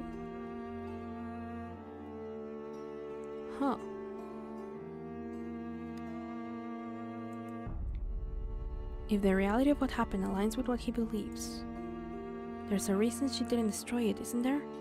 The grimoire, I mean. You don't know? How could I know such a thing? I'm not the witch's research assistant. My tone is snappier than I intended. Forgive me, Magic was not uncommon, but I thought precautions against magic were fairly rudimentary. I truly meant no offense. I forgive you. I'm sorry too. I meant to tease you, but it seems it did not land. His lips quirk into a half-hearted grin. Our banter is short-lived. A short-lived slip into normalcy. He can tell I'm still hurting. Destroying a grimoire releases the power contained within. The queen's soul will be restored, and she will be free to create a second grimoire. When I was mortal, oh, okay. Curse her, she doesn't need the book to do the spell. Oh, yeah. But then, what good does it do for us to have it if she doesn't need to use it anymore? Also, could we lift the spell from him? Well, maybe not, because we're not a witch, but when I was mortal, we refrained from destroying books for this very reason. One never knows if an infernal pact is sealed in its passages. Keeping grimoires far away from their wielders is the best way to cut down their power, and you, Leo, you performed the task splendidly. Ophelia would be so proud of you. Oh, so then by us having it there, it's so far away from the queen that, like, her power is cutting. Like, she's not as powerful or powerful enough as she used to be, which will eventually bring her demise. Oh, interesting. I exhale a sharp, shuddering breath that grazes the inside of my chest like a wreath of thorns. This is my cue to break down into impassioned sobbing, I think, mourning every memory and lost moment I failed to treasure when Ophelia was alive. Although I picture myself in that state of breaking beautifully, my tear ducts remain relentlessly shamefully dry, and my mind is once again abuzz with growing noise. Can we use this, Lucius? The grimoire... Is there anything in there that can restore my friend? Lucius' eyes crinkle with inward anguish, but he does not look away. He meets my wavering gaze with steely resolve. When Hildegard was interested in only prolonging her life, not in cheating death, she never worked on such spells to my knowledge, and I myself only studied it in passing. Last I heard, necromancy is a ghastly undergirding of art form. You can restore in one's body, but a spirit once departed is lost for good. I see. I suppose Ophelia wouldn't want to come back anyway, not if it means losing an integral part of who she was. That's what I need to tell myself if I want to move on. What would be the point of remaining a corpse if it didn't have her in it? In my own way, I already mourned her that day she left the orphanage. Perhaps some part of me never stopped. Still, it's crushing to accept that this loss is a permanent one. Lucius watches me for a while, shoulders slumped. Leo, if I may offer a rather more selfish suggestion, there are other spells we may use to our benefit. Lucius hesitates before carefully correcting himself. To my benefit. Even now, he's exercising restraint, folding his arms against his chest with humility, when he'd embraced me with such passion not so long ago. It reminds me of how he kept his distance at the start of my stay, and in an alarming deduction, I realized that he's holding himself back from out of consideration for me. Both then and now, he wanted me to feel safe enough to say no. I was afraid he would hurt me when I first met him. My biases formed by the outside world ensured I would fear him when I met him. I was so afraid that he would hurt me that I felt little desire to understand him. Yet now that I know him, I'm beginning to suspect that my feelings for him bordered on violent adoration. There is no better antidote to fear than that. My heart remains heavy. I expect it will remain so for some time. But somehow, at the same time, it is full to bursting as I lean close to him. I can feel his lashes against my brow as our foreheads softly meet. Leo, my feelings towards you are unchanged, Lucius. I care for you still. Thank you for sharing everything with me. I can't imagine how hard it must have been to make that decision. Why do you look so surprised? I was never upset with you, you know. You weren't the one who killed all those girls. You didn't kill Ophelia. But I... He trails off when I wrinkle my nose at him. possibly because he knows how viciously I would argue with him if he tries to list any self-accusatory crimes. You have a unique talent in making me reconsider what I'm about to say. You even render me speechless sometimes. Sounds like I was right. Allow me to settle with saying this, Leo.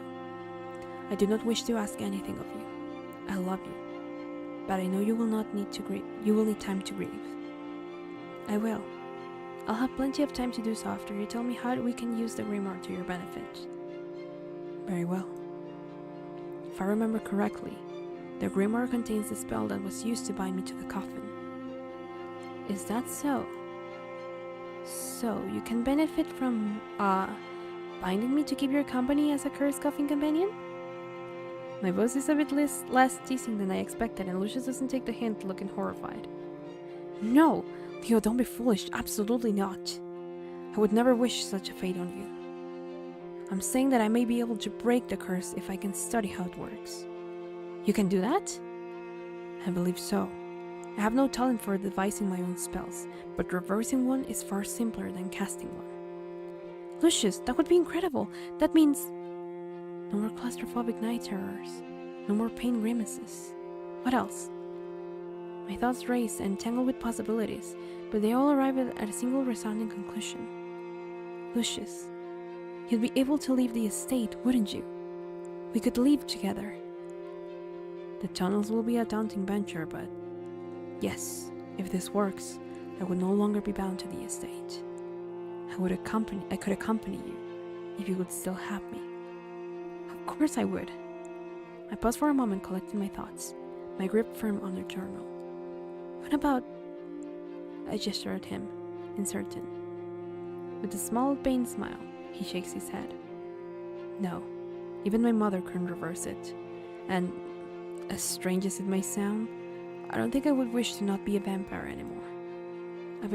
It's been part of who I am for so long. If I lost this, I'm afraid I wouldn't know how to be myself anymore. Gently, I put my hand on his to squeeze it. I understand, and I love you the way that you are. Sorry for asking. No need to apologize, Leo. Your curiosity was legitimate, and I know you meant well. Even so, this time, he's the one stopping me from saying nonsense by pressing his lips against mine. Overwhelmed by a lot of conflicting emotions, I close my eyes to deepen the kiss. Everything is still a little fuzzy in my head. The Queen, Ophelia, the spellbook, but at least I find comfort in being with Lucius. My hand slides through his hair, clutching it between my fingers to keep him from moving away from me. No matter what lies ahead, at least we will be together.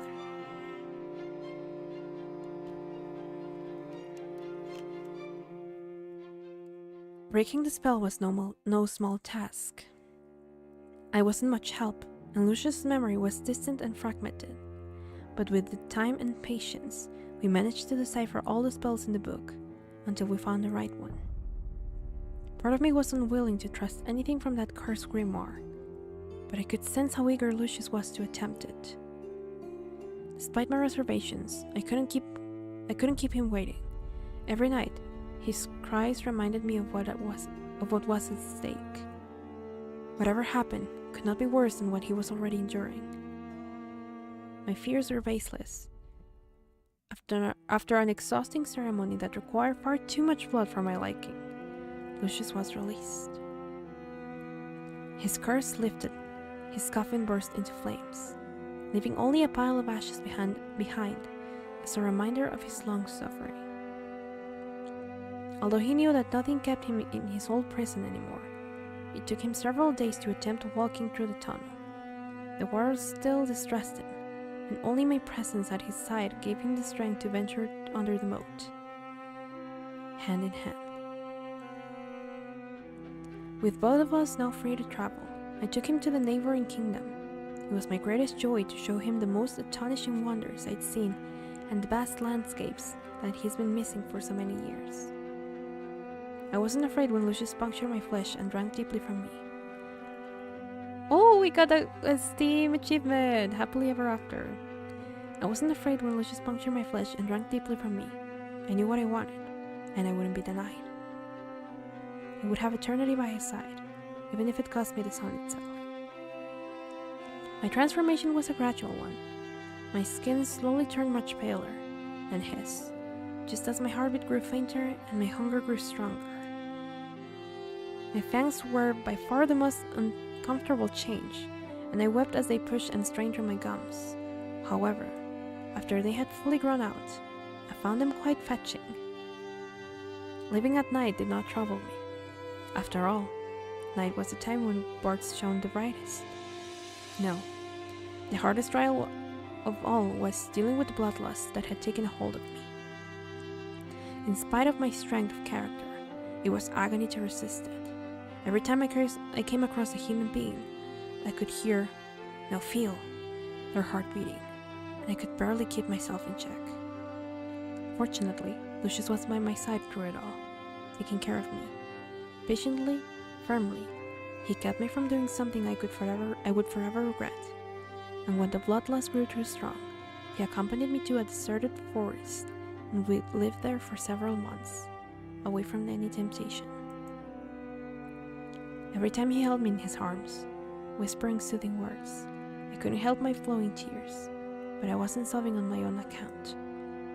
Every time, I could only think that he had endured it all himself, alone. It was then, during those days away from civilization, that I swore to myself that I would never leave him alone anymore. Eternity was much too frightening to face on one's own. In time, I managed to get that other part of me under control, and we were able to resume our travels. Each journey took us to places more remote and dangerous. We never started fights ourselves, but a few pirates and bandits paid the price of underestimating us. Nothing could stand in our way, except the sun. But I cherished every moment of daytime that I spent at Lucius' side, in quiet and dark places. Our bliss was complete, except for the times that news of Queen Hildegard reached us. Every time we heard her name, shivers took over my body. In those moments, desire for revenge obscured everything else, and we planned and plotted. With my newfound power, I felt invincible. Between the two of us, we could surely defeat a witch deprived of her magical grimoire. And yet, the risk of defeat still existed, and so, every time, I ended up changing my mind. For one, I was not ready to look at this usurper in Ophelia's body. But most importantly, I knew this was not what Ophelia would have wanted. She could have wanted me to enjoy every moment of this life that Lucius and I have earned, and she would be heartbroken to see it consumed by rage. I would not let it come to that. No, our life would be consumed by love instead, a powerful love, worthy of my most beautiful ballads, a love deep and true, an eternal love.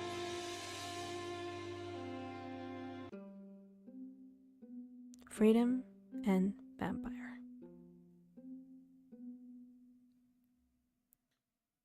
Yay! That was so good. Is this another song? It is another song. Man, that was so good. I really, really liked it. I know there are other endings, but honestly, I kind of want to stay with this one. If I do go through the others, I might do it off stream because I don't know. It would require us to do another stream of this in order to get it. To get the others and show them to you guys, but I feel like this was such a nice story. I don't want to change it. It was so good. I loved it so much. I just expected a funny little story, I guess, of, romance, and that was that. But this had so much more. It had that and more. Thank you for playing the game. If you liked it, consider checking Imperial Grace. Oh, I saw this. I saw this. I think only the demo is out so far. Like the full game is not out yet. But it looks very good as well. And in this one you can like customize your character and have like personalized CGs with like the custom choices you made and all of that. I don't remember exactly what it is about, but it's also another visual novel, and I think it has like some other elements of gameplay in it, but it also looks like very good. So maybe we'll add it to the list and play the demo, because I don't know when the full game is coming out, honestly, and I think there's like no date announced yet? Question mark?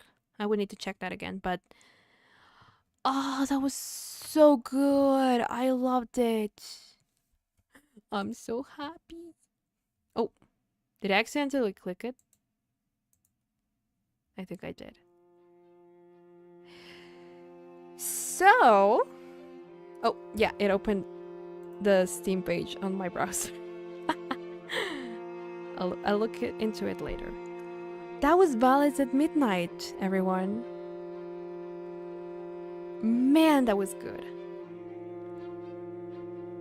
It was very beautiful indeed, Con. I'm so happy. Man, it's just like that feeling I got after finishing Stillwater, which was a much like shorter story, but it was still so good. I'm so invested.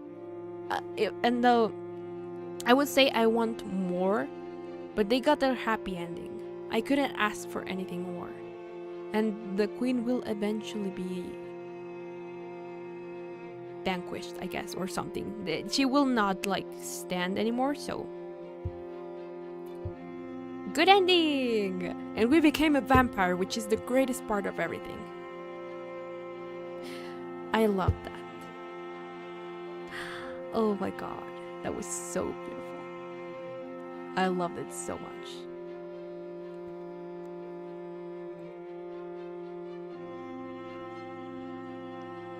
But anyway, guys, give me just a second.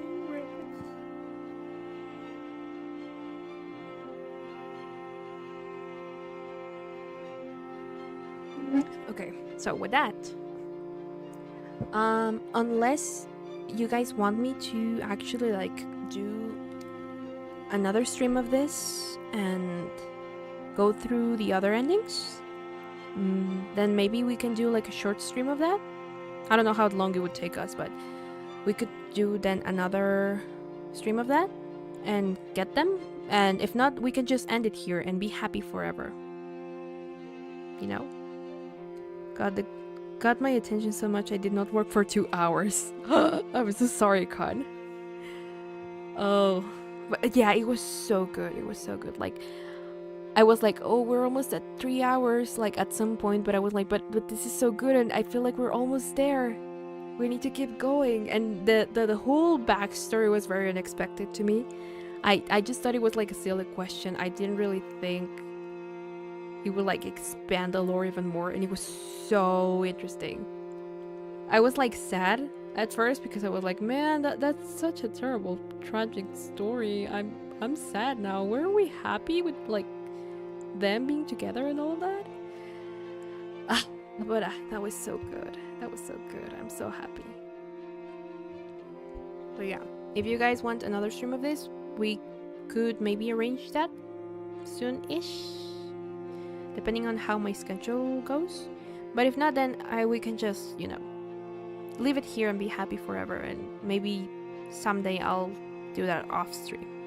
Who knows? But yeah, if you guys would like that, please let me know, and then we'll figure it out. And if not, then we'll just leave it at that. But with that, thank you so much for coming. Thank you so much for being here and giving me a couple of your hours. It was such a beautiful story. I'm so happy I got to play it with you guys. And I'll be seeing you It's up to you to stream it if you want. Okay, I'll keep it in mind. But most likely, I'll probably just leave it like for myself if I want to eventually like discover the other endings and all of that. But with that, thank you for being here. My name is Leo, and I'm your resident Devil Vampire. And next stream, I think it's on Tuesday. I don't think I'll be streaming any day this weekend. So yeah, this is technically, I think, our last stream for the week. The cover is going up either on Saturday or Sunday, depending on how my timing and things work. So yeah, other than Saturday's cover, I would be seeing you until Tuesday with FNAF, and hopefully Soru will be there if she can make it, because you know of her whole mother situation. But yeah, anyway, thank you so much, guys. I'll go to the ending 3 now, so as to not stall any longer. There we go. But yeah, I hope you guys enjoyed. It was such a good story. I'm so happy with it. But yeah, anyway, bye bye, guys. Bye. Hope you had fun. I'll see you next time. Okay. Bye bye.